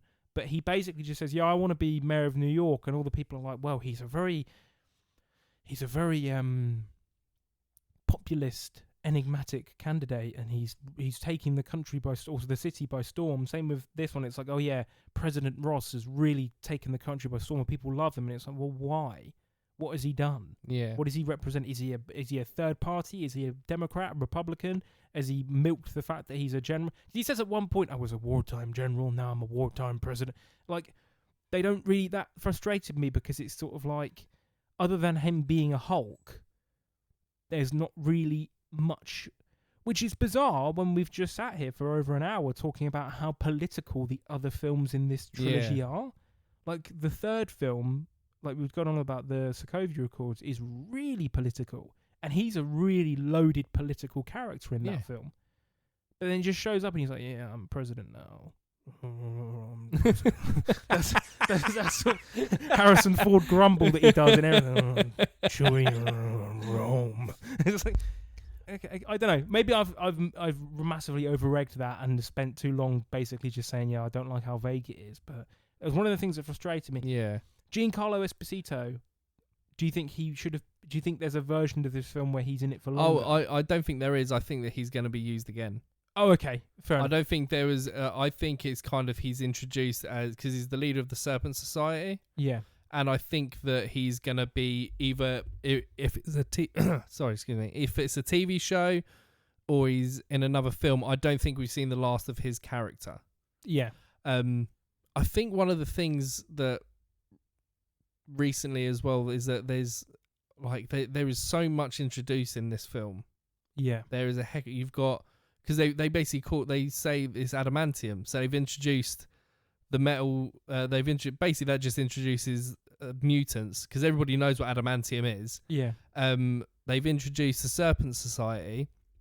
You've then got the history. You've then got the leader who's another villain as well. And then you've got the whole backstory of him. Like I do like the fact that there was the backstory of him, like basically loading up Theodis Ross with gamma pills, to cause him to turn into Red Hulk and all stuff like that. So you've got there's so many elements to this film that was it a bit too much? I think that I really like the idea of the leader. And so do I. I really like the fact that he deals in basically what is it? It's like a probability. Yeah, I thought that was cool. So like the fact where he was like, I killed the other people in the prison, except your mate, because there was a 90% chance that you were going to go back and help your friend, but obviously I was wrong on that one. And like I really liked that concept of he's doing things because he thinks someone thinks a certain way that they're going to do something else and get him away from him or whatever it is. That was a really intriguing character for me. Yeah, and I don't think they've done it. I would love to have seen more. Not so much seen more, but just what I'm about to say is obviously seeing more. But I would love them to have. I don't think they really needed the Serpent Society. I would have cut that to have more of the Tim leader Blake Nelson. Or that character, and Yeah. seeing him doing more of these probabilities and basically fucking around with Captain America. Yeah. And he doesn't know what, like, and then Captain America's got to think, well, what have I got? He's got to then try and think like the leader thinks. What's the leader think I'm going to do? Like, that's such an interesting concept. That's a really... Because hyper-intelligence as a superpower has been done loads of times in these movies, but like you said, you took the words out of my mouth. Having it manifest itself in that he can see probabilities is a really interesting take. Yeah. Because like we say, there's been loads of like Professor X or whatever, loads of these Tony Stark, Bruce Banner, really, really clever characters in these films, but having him be obsessive, and they're kind of vague about it. I don't know whether like he is just so smart that he can just think about probabilities, or maybe the I'm just playing with the cat, sorry. That's Or metal. maybe the maybe the gamma exposure to his head has made him literally only able to see in probability. Yeah. And it's sort of this really horrific, like he just sees numbers. I don't know. But like you say, the idea of him weighing up everything as percentages and Like probabilities. as like his action, right? I'm gonna do this. What's Which is Captain America gonna do? Is he in gonna come? response. Yeah. Yeah. Weighing it up. I think that's really cool. I completely agree. I wanted to see more of him. There's been a lot of people really bizarrely angry about the fact that he doesn't, about the design of the character. How did you feel about it? I didn't hate it. I thought it was grotesque, but then again, I think if you're going down that route, like, I have so many different feelings. Like, this film feels like 4 or 5 different types of film. Yeah. If you're going down this kind of like discussing his brain's pretty much, his skull and his skin are pretty much turned into a giant brain on the outside, right? He looks like a giant cauliflower. So the original design is that he just has a bigger like top of his cranium's like enlarged, isn't it? Yeah. So like his forehead, that was the original design that they had going into it, and then it got changed. Which I didn't mind it. I quite liked like the look of it, the eyes and stuff like that, because when they're doing the scene where they first meet him in his compound, and it's all in the dark and you don't really see him, you just see his eyes floating around. I was like, that's cool. Yeah. That's kind of like weirdly horror-esque and like and very mysterious.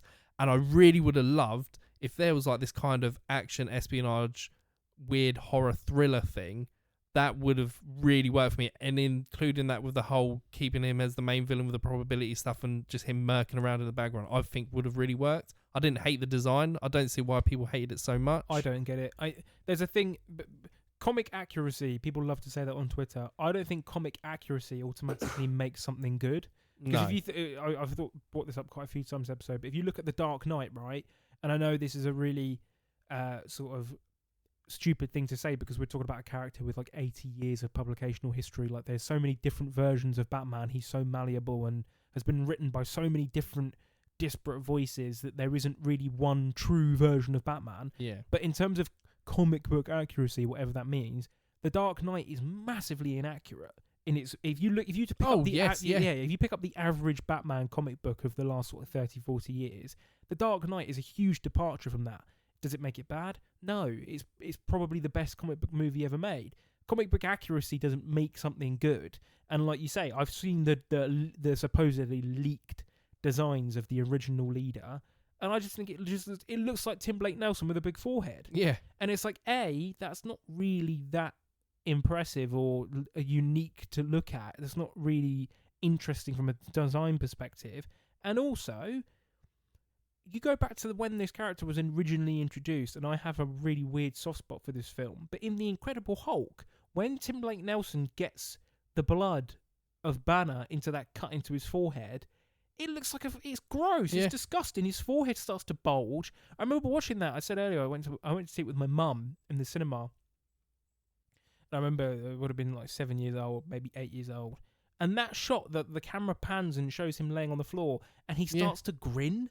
When his head starts to bubble, he's like starts to smile weirdly. It's fucking gnarly as shit. It's gross, and it's like the how they've established it there. It wouldn't make sense for him to just be some dude with a long forehead. Yeah, it's established as him having this disfigured cranium, like you said. His Yeah. forehead has turned into his brain. It's gross.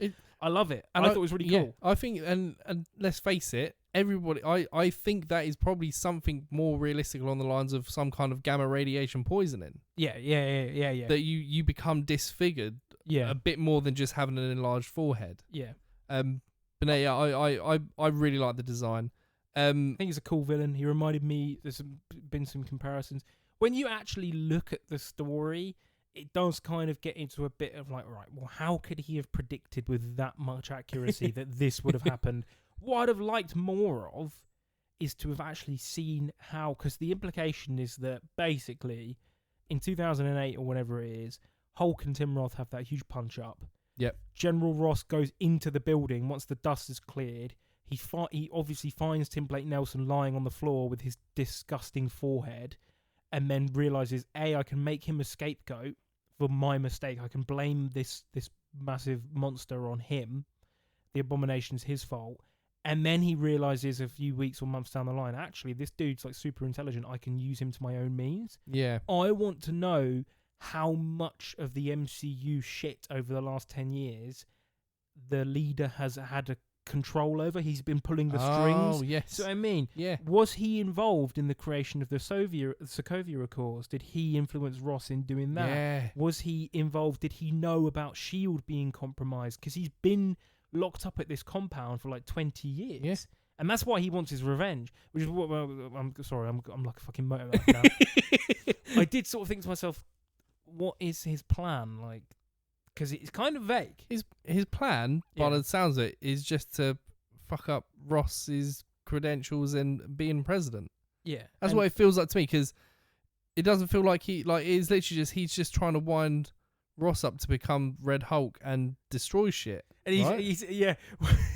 I couldn't help but laugh. I saw this with my friend in the cinema, and the bit where he's on the boat in the Pacific, and he's got the headpiece in, and somehow Tim Blake Nelson has hacked the headpiece, and he's talking to him like Palpatine, going like, "Use your weapon, strike me down, like you could tear through their fleet with your bear." And like, I was thinking, A, he does sound so much like the Emperor right now, and B, why doesn't Harrison Ford just pull the thing out of his ear?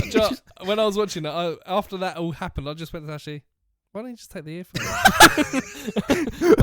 No, literally, why didn't he just take it out? Like, I'm not a still like, I'm kind of like, if like plot points and all stuff like that, I'm quite easy on them. Like if it, but even I was like, just take it out. It's not like he's on a tannoy and he can't turn the fucking tannoy off or anything like that. Or it's just he's literally just in his ear, kind of like.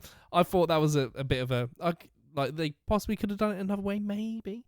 But I don't know. I've never written a $185 million film to be honest. Neither have I. I the whole sort of like last hour of the film is basically the leader rage baiting him. Just trying. It's like it's sitting on like PlayStation with your headset on and some like 13-year-old going, "Oh, you're fucking shit, mate. You're shit, cunt." I just take the headset off and just turn it off. Yeah. But the only reason why I bring this up is because it's like, right, okay, you want to humiliate Ross. Surely it'd be better to just, because I don't know. Maybe I need to see it again. But doesn't Ross say, the reason why I've been going to the leader is because I had a heart attack, and I knew he was the only man intelligent enough to. It was like his heart was failing or something. Like that. Which builds on in Civil War. He does say when he says, "I had a heart attack mid swing," and it's like, yeah, cool. So he's had a heart attack. He goes to the leader because he knows the leader is smart enough to cure him or whatever. If the leader has had like 4 or 5 years of Ross basically showing up for a GP appointment every month or so, because there's a shot of that table, isn't there? There's like an operating table with restraints on it, and the idea is that the leader's been giving him these medication, these tablets. Surely you just fucking poison him and then expose him as he's dying. Just, you've got the capability, you've got the internet. It's not like we're in the 1970s where the only way you can get news out is through the TV or newspapers. Like, he could just tweet, "Yeah, Ross has been keeping me here for like 15 years. I'm a political prisoner." Like, just whistle blow and then poison him. it does seem a bit long-winded for him to be like, yeah, so my plan is I'm gonna cross my fingers and hope that this absolutely lethal dose of fucking radiation I'm giving to him on a daily basis doesn't kill him. Yeah. I'm hoping that it will turn him into a Red Hulk, which there's no guarantee that it will have that effect. I would say so at the time so he's given him these pills, but like Ross hasn't been affected in any he hasn't got like the kind of like, you know, with Hulk, like it kind of he gets infected and like it kind of slowly comes out of him. Yeah. He doesn't have any gamma radiation poison whatsoever. It is literally just fed to him. Like there's no preamble or preempted bit that he has a little bit of Hulk in him. It is that he's given him these pills and these pills are turning him slowly into the Hulk. Yeah. And I guess that I do think, now I think about it, there is a line where he says like, oh, the dosage was slowly increasing and I was so particular with it that like I did it just the right amount not to kill him. That eventually he will become the Hulk. It's like, fair enough, okay, but your grand plan is that you're hoping you're going to be able to get him to rage out or crash out in front of the world. I was like, I don't know, it just seemed a bit, if you wanted to humiliate or attack him and you've had him on your operating table once a month for the past 5 years, surely you've got him. I don't know. Maybe I'm again, ultimately I've got to say it is a kid's film, and this is the thing, right? I got recognised by a kid that I know coming out of the cinema. I was with my friend and they came up to me and they said, oh, did you enjoy it? And he was with his dad, and this kid is 12, 13 years old. And he's like, it's my first Marvel film that I've seen in a cinema. I was like, oh, that's great. I was like, did you enjoy it? And he was like, yeah, I loved it. And that's ultimately if little kids love it, especially kids who are growing up like in this incredibly nasty world that we live in, and there is a movie, especially with a black Captain America in it, that's made for kids and they enjoy it, then that's great. And I'm pleased. And they have the same, that's the same way I felt when I was like 8, 9 years old going to watch the Marvel movies. To be honest, it's probably the kind of feeling, if you've listened to this from the beginning, that we've given. Like when we got our first set of Marvel films, the Captain America ones, we really liked them. Yeah. And now our generation who had the first phase or whatever are going to this new phase, and we've obviously had something that we love, and now we're going into something that possibly doesn't hit as much for us. But these kids now probably weren't exposed to the first ones like we were. This is their exposure now. Yeah, I mean, they're going to love this, and then maybe 10 years down the line, where if there's a different Captain America, that generation might not like that Captain America like they liked Anthony Mackie's Captain America. Yeah, exactly. I mean, there are 10-year-old kids now, or even 12-year-old kids that have grown up in a post-Avengers world. Yeah, which is insane. Weird to think. This is all they've known. Like we know that there was a period when we were kids where superhero films just weren't the done thing. Like you had the Spider-Man films, and there was obviously the Batman films from before our time, but it was only once every couple of years you get something like X2 or The Dark Knight or whatever, or Spider-Man. Exactly, something that was genuinely great, and there weren't always these runaway blockbuster sensations, and people didn't really take them seriously. But now there are kids that have grown up with this is all they've known, and this kid said to me, "Yeah, this was my first Marvel film in the cinema." I was like, "Do you enjoy it?" He's like, "Yeah, I thought it was really cool." And I was like, "Great, that's what ultimately who these movies are for." Yeah, like I'm not in any way saying that I hate it. I enjoyed it. I would but it didn't hit as much as it did for me for previous films that I've seen in the MCU. No, I think I'm trying to think of like other ways that they would have possibly done things in this film, and one of the things that I kind of maybe feel like I wish they had done is maybe kept the Red Hulk as a hidden thing.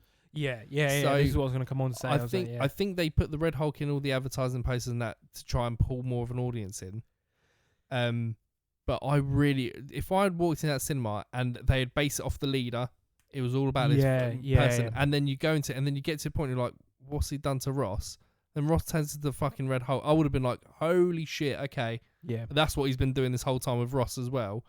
Like, he had multiple things going on. I would have been like, that would have interested me and intrigued me more, and had probably more of a reaction seeing that without knowing he was going to be the Red Hulk than the advertising and the posters that they did with the Red Hulk. Yeah. I really like to be honest, I like the design of Red Hulk. I like the fact that they had I think the thing with Red Hulk is that he the angrier he gets, the hotter he gets. So when he's like touching the car, he melts the car. I thought that, all the bits like you when can the see his clothes disintegrating off him. Yes. So the thing with Red Hulk's power is that Green Hulk is the angrier he gets, the stronger he gets. The Red Hulk is the angrier he gets, the hotter he gets, and he must become like some kind of nuclear heat at some point. But I really like that they added that, but added it in subtly. They didn't do something where he sets a whole fucking building on fire, or whatever. It was just kind of there and it was done. And like you could tell when he was coming down, like the scene with the petals where he's standing in the petal, kind of like the blossoms, and like when the blossoms are falling on his hand, they're not burning up anymore because you're assuming he's calming down. I like those little effects they had in it. I actually really liked the end scene, the end Hulk against Captain America scene. Some bits made me jump and actually felt like I think I said to you before, when he's jumping after Captain America, and I'm just like, he's gonna catch him, like he's gonna get him.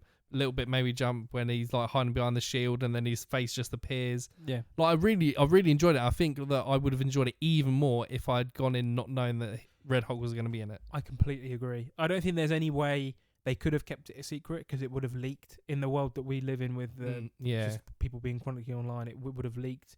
But I agree. They shouldn't have put it in the trailer. You said to me like, and it made me think because I use this phrase to describe the Robert Patrick in the Terminator once to my friends T2. You said if he catches him, he's dead. Yeah. When the Hulk is chasing him, and I thought the same thing. And it does kind of annoy me that he's in literal plot armor with the vibranium suit.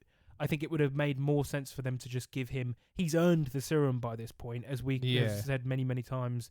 We quote in this episode. We quoted, "Good becomes great, bad becomes worse." Like, but I know that he is the closest to Steve Rogers. Exactly. He's proven to everybody more than fucking John Walker for whatever reason. I quite like that character. He's the one I'm most interested to see in the Thunderbolts. As I said, I think he gets treated badly in that show. I did find the fight scene really brutal, but more than John Walker, more than Tim Roth, more than fucking Hopper from Stranger Things, the Red Guardian, he's proven that he deserves the serum more than anybody.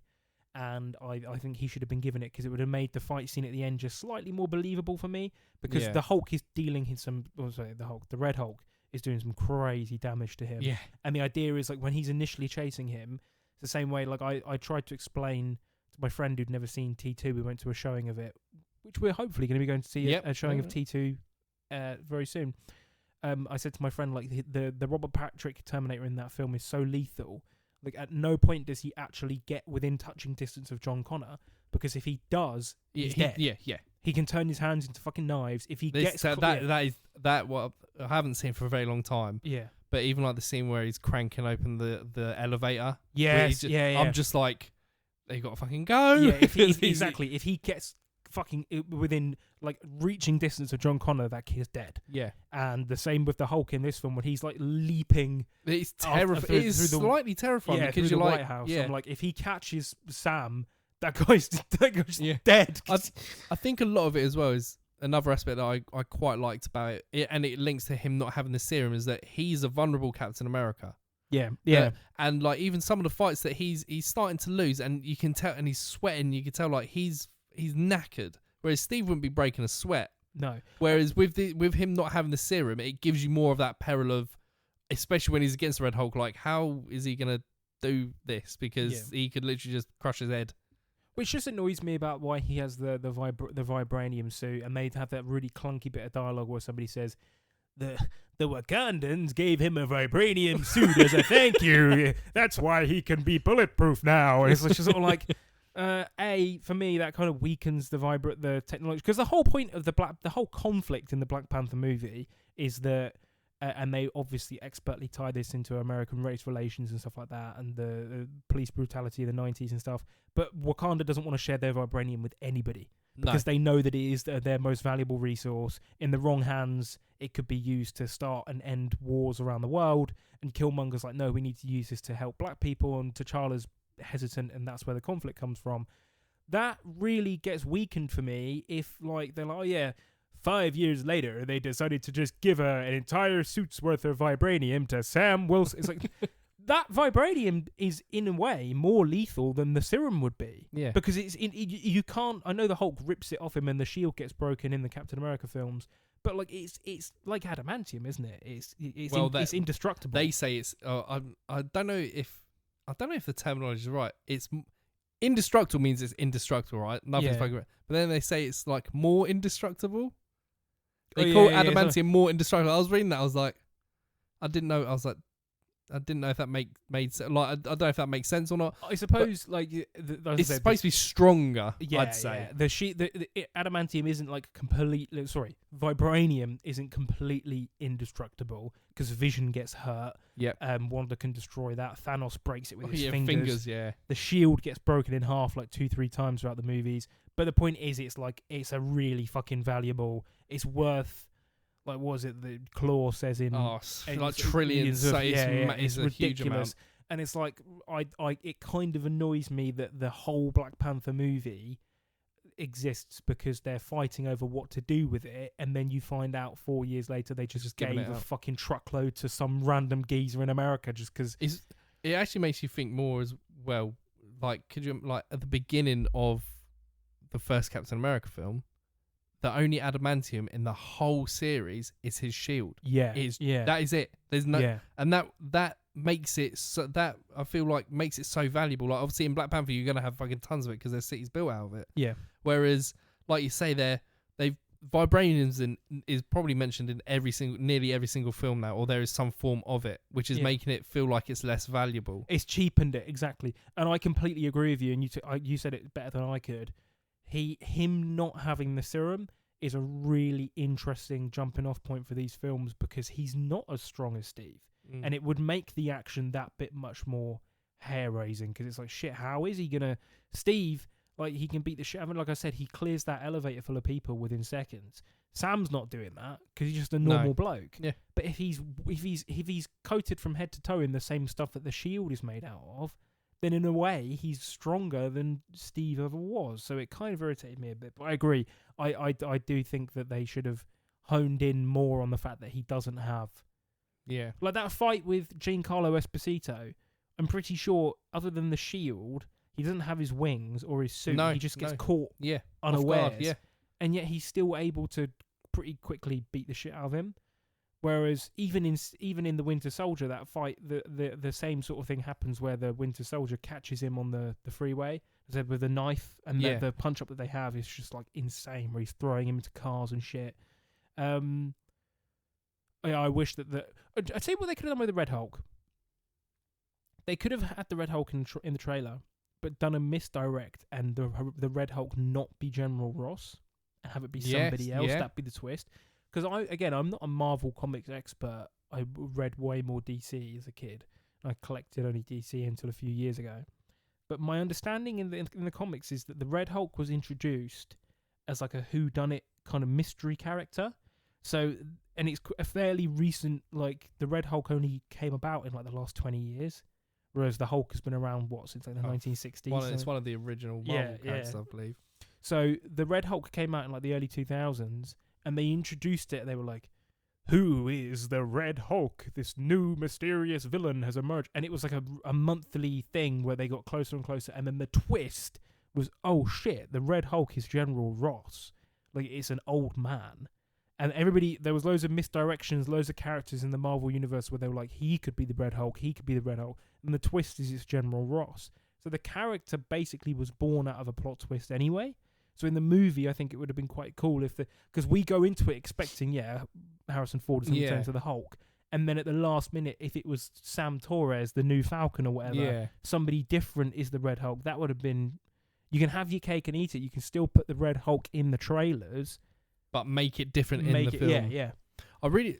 just one of the points I really liked. The flight scene around Celestial Island. Yeah. I thought that was pretty cool. I thought that Top Gun. Yeah, well, they said that they drew inspiration from Top Gun for some of it, but so did it's weird. It's like Superman drew their inspiration. The latest one, is it Legacy? Superman Legacy. Yeah, drew their inspiration from Top Gun, and then Top Gun drew its inspiration from Man of Steel. So I think it's incredible how much Man of Steel has actually influenced some. But we'll do an episode on Man of Steel at one point because we both love that film. I think it's my favourite Superman film. Yeah. But one of the things that I really liked in terms of like ideas, like trying to do different action ideas within sequences. I really like the fact that he used Red Wing to hold his shield to protect him whilst he was like riding a missile. Like little bits like it's just cool. And I really like the fact that this is a Captain America that can fly around. It is a completely different type of Captain America. Yeah. While still having the morals of Captain America, which is a really cool idea. I think what I wanted from this film is something like what I've described previously. A leader that was a bit more involved and had a bit more of a storyline. Yeah. Like actually, because he doesn't really have he hands himself in at the end. There's no real... I get that you couldn't have a punch-up with him because he's not that type of villain. No. But, like, he just basically says, yeah, I'm done now, I'm spent. And he sort of, like, surrenders. Just and then falls just... on the floor. Yeah, and it's just sort of like, oh... So I agree. He should have had more presence in the film. I think... I don't know what's going to be happening with... So, at the end of it, obviously... So, basically what I'm trying to link is... So, Theodus Thunderbolt Ross...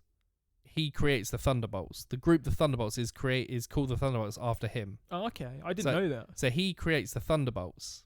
Yeah. And the Red Hulk, I think, in some comic book iterations, is in the Thunderbolts group as well. Yeah. So he's now in prison on the raft, isn't he? Yeah. Is it called the prison's called the raft? Yeah, yeah. So he's now in the raft. So I'm wondering if he will be mentioned or has any involvement in the upcoming Thunderbolts film. I'd be surprised if they didn't. That's one of the things I did like about this film. They referenced the Incredible Hulk punch up. Yeah, I remember because I love the Marvel Netflix shows. They reference that quite a lot in because obviously Luke Cage is the hero of Harlem, and then the Bulletin is the New York paper that they focus a lot of the stories on. In the background, there will be like headlines from that night, like the punch up in Harlem, that's like cool. Yeah, photos taken of the Abomination and shit. So I liked how this film really tied up those loose ends. The Hulk should have been in this film. I think we haven't said that yet. You're using his two most iconic villains, the Red Hulk and the Leader, and he's not in it. Yeah. It would be like the next Superman film, the main villain of those films being the Joker and Mr. Freeze, but no mention of Batman whatsoever, or Joker and Two-Face, whatever. Yeah. You know what I mean? But yeah, no, I agree. I wanted to see more of the Leader. Do you want to carry on? What more would you want the film to have been like? I think it was more of the Leader. A kind of, because what for me was really good about the previous Captain America films is the first Captain America film feels like a comic book film. Like say for probably you could possibly say a younger audience than we're kind of used to. The second one was like an espionage thriller, kind of going on the radar, more kind of like compact film. Yeah. And then the third one was this big bombastic, like tons of characters, bigger set pieces. Every single one was different. And I felt like they could have done it with this one. They could have chosen a mix of the main action thriller kind of espionage, but mixed it with a little bit of like a horror or something mysterious with it. Yeah. It felt like it was trying to be a couple of types of films. Yeah. I would have kept to just the one villain. Yeah. Hidden the Hulk reveal possibly, but again, that's not up to the director. That's whoever's doing the marketing and stuff. Yeah, of course. What about you? No, I agree. I don't really think there's much more I can say. I would have liked just a bit more focus. I know I've harped on about the super soldier serum, but I just really like the idea that it's not like this universal one size fits all. You can just take it and become great. Yeah. You have to have goodness inside you, And he's earned it and he's earned it. And the super soldier serum is such an intrinsic part. Maybe because the whole show was focused so much on that they were like, we don't want to rehash old ground. But I would have liked to. I don't know how familiar you are with this. One of my favorite like underrated sequels is RoboCop 2 by Irving Kushner. And I would like us to do a series, or maybe just an episode on films that I think are massively underrated. Oh, so no, yeah, definitely. That's a great sequel. But one of the lines of dialogue in that is basically what happens is OCP, the company that are trying to build, or that built RoboCop, they're trying to make another one. Yeah. So they're trying to strike while the iron is hot and create another RoboCop. And eventually they want to have like a whole line of cyborg policemen. But there's a really funny sequence where it's like dark comedy. Every prototype that they've made goes wrong. Like they put 2 or 3 police officers inside these robots, and they end up like committing suicide, like killing themselves immediately. Oh, wow. And the point is that if you woke up one day and you were inside the body of a robot, that would make you want to die. Like most people would be like, what the fuck has happened to me? I'm this nightmarish Frankenstein's creature, and they can't comprehend their own existence. It's like a real body horror sequence. That's cool. They're so fucked off with what's happened to them that they just immediately commit suicide. And they're like, well, how come the original RoboCop worked so well? And they're like, well, because he was just of such a pure heart. They say he was a devout Catholic. He had a good sense of right and wrong. And yes, it's not ideal that he's gone from man into machine, but fundamentally his guiding moral compass keeps him alive. That drives him more than any other sort of earthly pleasures. Like he's not really as beat up about it as the other dudes are, because they're these sort of like macho, body proud men that were in love with themselves and really vapid and vain. He was above that. Same with Captain America. It's the pureness of his heart that keeps him. The last person they really think about is themselves. Exactly. They put everybody else above themselves, and that's why they do so well in these situations where their body gets altered.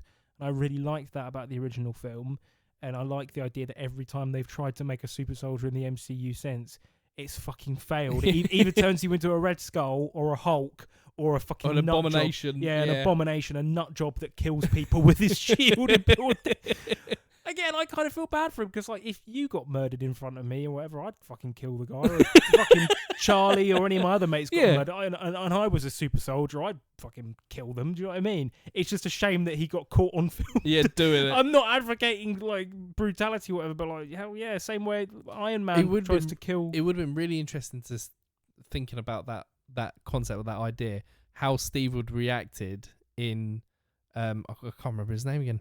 What's the Captain America? John Walker.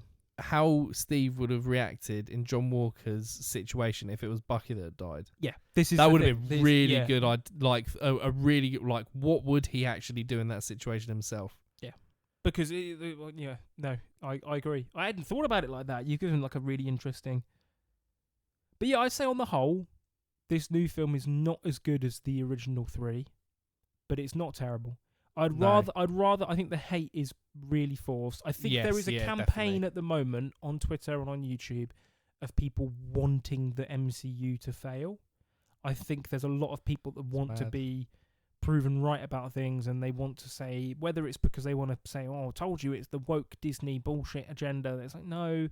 I think there's a lot of people that are manifesting these films to do bad. Yeah. I would rather watch Captain America: Brave New World over Shang-Chi, over the Marvels, I'd probably watch it over Black Panther 2. I don't think it's that bad at all. No. The amount of people online that have said it's terrible, it is blown well out of proportion. Yeah. And it's unfortunate. It's just the type of internet age we live in now, where if your opinion isn't one of not liking something, you kind of get, like, I see more. I don't know why, but I see more hate for film than I do love for film recently. Yeah, and it's really frustrating, because if you can't see the good in any film, kind of thing, what's the point? Yeah, no, I completely agree. I feel like this is a really nice way for us to wrap up. Oh, definitely. I mean, 2 hours. We need to stop saying this is going to be a relaxed episode and a short one, because we always. But that's what's so good about like film, especially for us, is that we get to geek out, nerd out, and just have a conversation about film. It's great. I think, in all fairness, right, if you look at our Whiplash episode, that was one movie, and granted we had a third person, but still, there's one movie, and we spoke about it for 2.5 hours. Yeah. This is 4 movies and a TV show, and we've spoken about loads of Marvel films adjacent to it.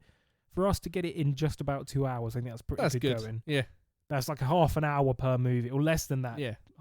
20 minutes per movie or TV show. And for an unexpected episode that we didn't really think, it wasn't in the plans to begin with. No. And then it came out and we thought, well, why not? Yeah, it's a perfect time to do it. The reason for Charlie not being here is because me and Dan, we didn't plan to watch this film.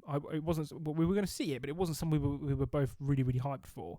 We watched it on separate occasions, and we both were really shocked at the hate that it was getting. Yeah. And we were talking about it with Charlie. We were like, actually, there's probably grounds to do an episode there. Charlie's not the hugest fan of the Marvel films. I don't think he likes them as much as we do. So I don't think he was that stoked to talk about it. And he didn't get a chance to rewatch all of them in time for the episode. So that's why he's not here. We apologise for his absence. He'll be back as normal on the next episode. Yep.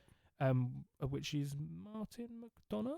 No, the next episode is our Matrix special. Right, wow, so next week we have a massive... So next week's going to be our 10th episode, and we thought we'd do something a bit different for it. Yes. So it is a big Matrix special. So what we're doing is we talk about the first Matrix films.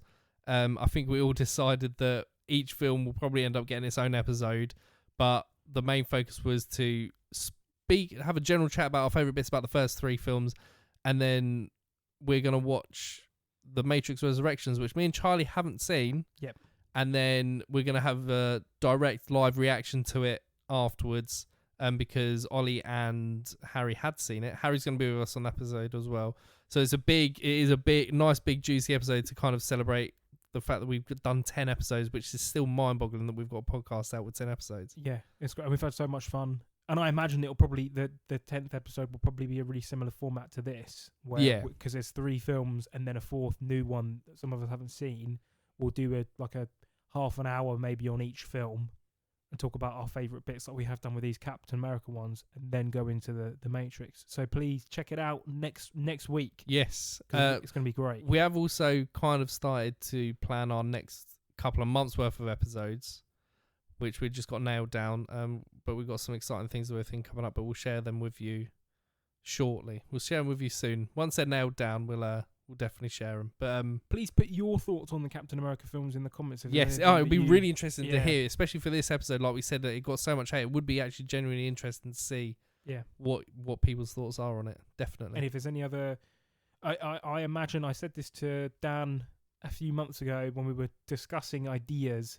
I think because of Fantastic Four and Superman, this is not going to be the last we talk about Cape shit this year. No. We will probably end up doing another couple of episodes on Marvel films. And to be honest, I think when we first started this, we thought, we might not really talk about Marvel or DC or any Cape stuff because it's done so much, but it's inevitable. You can't not talk about it because it's such a massive part of the film industry and film in general. And it's also in the, not to sound pretentious, it's in the DNA of this podcast because the first episode was Logan. Yeah. And it was the passion for that film, particularly from Dan. We all love it, but Dan really loves it. That really, if it wasn't for us unanimously saying Logan is a great place to start, there's an argument or an alternate reality where this podcast maybe didn't take off the way it has, at least for us and our involvement in it and our passion. But and there are so many comic book films that we adore. Yes, yeah. But yeah, this is not going to be the last in 2025 that you hear us talking about the MCU. And just quickly, let's round up other episodes we've done. Like you said, we've done Logan. We've got a Robert Eggers one. We did a special one about Nosferatu, Shawshank Redemption. We've done a varied amount. Whiplash. It is. I feel like there's something for everything. I think one of the things I said before was that I really hope that this inspires people to watch films they never thought about watching. I've spoke to one of my best friends. I spoke to him. He watched The Lighthouse with his mum. My dad messaged me saying, "I've just listened to the Robert Eggers podcast. I really want The Lighthouse." I know we go on about The Lighthouse, but the fact that we're able to talk about a film and show so much passion for it that it's making people want to watch stuff, is it feels good. And the crazy thing is, we haven't actually spoken about any films that are our absolute favourites yet. No. This is a crazy thing. We've managed to do a minimum of 90 minutes per episode. And we all love things like Robert Eggers and American Pie and those sorts of films. But I wouldn't say they're in any of our top 10 films of all time. So we haven't even got the Martin McDonough episode. Man, if you think we've waffled about Captain America, you wait until Charlie gets talking about 3 billboards outside Ebbing, Missouri. He loves that, man. But yeah, if there's anything you agree with or disagree with, or if you want to talk about any other Marvel heroes, Maybe you want us to do a retrospect. This is a retrospective on Captain America, isn't it? If you want us to do a retrospective on Iron Man or Spider-Man. I was thinking about us doing this. I was thinking we'll probably end up at some point doing kind of like a review of like maybe phase 1 and phase 2. Like, I'd love that. And just stuff like that, you know? And it's in it, like, I think we're a bit naive in terms of thinking that we won't do comic book stuff because, like, we love it anyway. Like, we read comic books, you know? It's something that we enjoy anyway, so... But anyway, that's enough of us waffling. Yeah, thank you so much for listening. If you listen to the whole thing, Dan's going to do our usual sign off. Yep. So for Instagram, follow us on Instagram, please. Every follow, you know, counts, and we really just want basically like a community of people that love film to kind of follow us. It'll be really nice. So Instagram, we are at The Missing Scene Pod. On X, we're at Missing Scene Pod. Letterboxd, you are, Ollie? OJB, all caps, no spaces. And I am Daniel Jeeves. And you can listen to us every Friday, Spotify, Apple Podcasts, Amazon Music. And, you know, who knows, maybe we'll throw in another random midweek one at some point. But if you could listen to us, follow us, share anything, it really does help, and it's much appreciated. One other tiny thing, not to bolt on after you've done the sign-off. No. Please let us know how, because this is the first time we've recorded with just 2 people. Charlie was busy this week, and also he's not the hugest fan of these films, at least. So he couldn't make it today. But we decided to do it just the 2 of us. And this is the first time we don't know 100% if this is something that people want or if it works as well, just having 2 people rather than 3. Please let us know, 3 or 4, let us know your thought process on this format, because there might be instances in the future where one of us is busy, or it might just be that we genuinely don't really like a topic. I know Harry isn't the hugest fan on horror films, so that's why he wasn't as involved in the Robert Eggers stuff, because that's not to his taste. So there might be instances where we have to do 2 people recording an episode, or maybe even one of us doing a solo episode at one point. It'd just be like spontaneous stuff where like maybe there's 2 of us has seen a film that we really enjoyed, but the others haven't had time to see it, and we just want to talk about it. Exactly. So let us know how this format worked for you or didn't work, or just give us any feedback, any constructive criticism. It goes a long way for us, doesn't it? It does. I mean, I think it's actually worked really well. I didn't think it'd work as well as it did today, but I think it actually has worked quite well. Yeah. Anyway, thank you so much again, Dan. Yes, thank you too, Ollie. And I think that's it. Right, well, thank you very much. And don't forget to tune in next week for our big Matrix special. Thank you very much.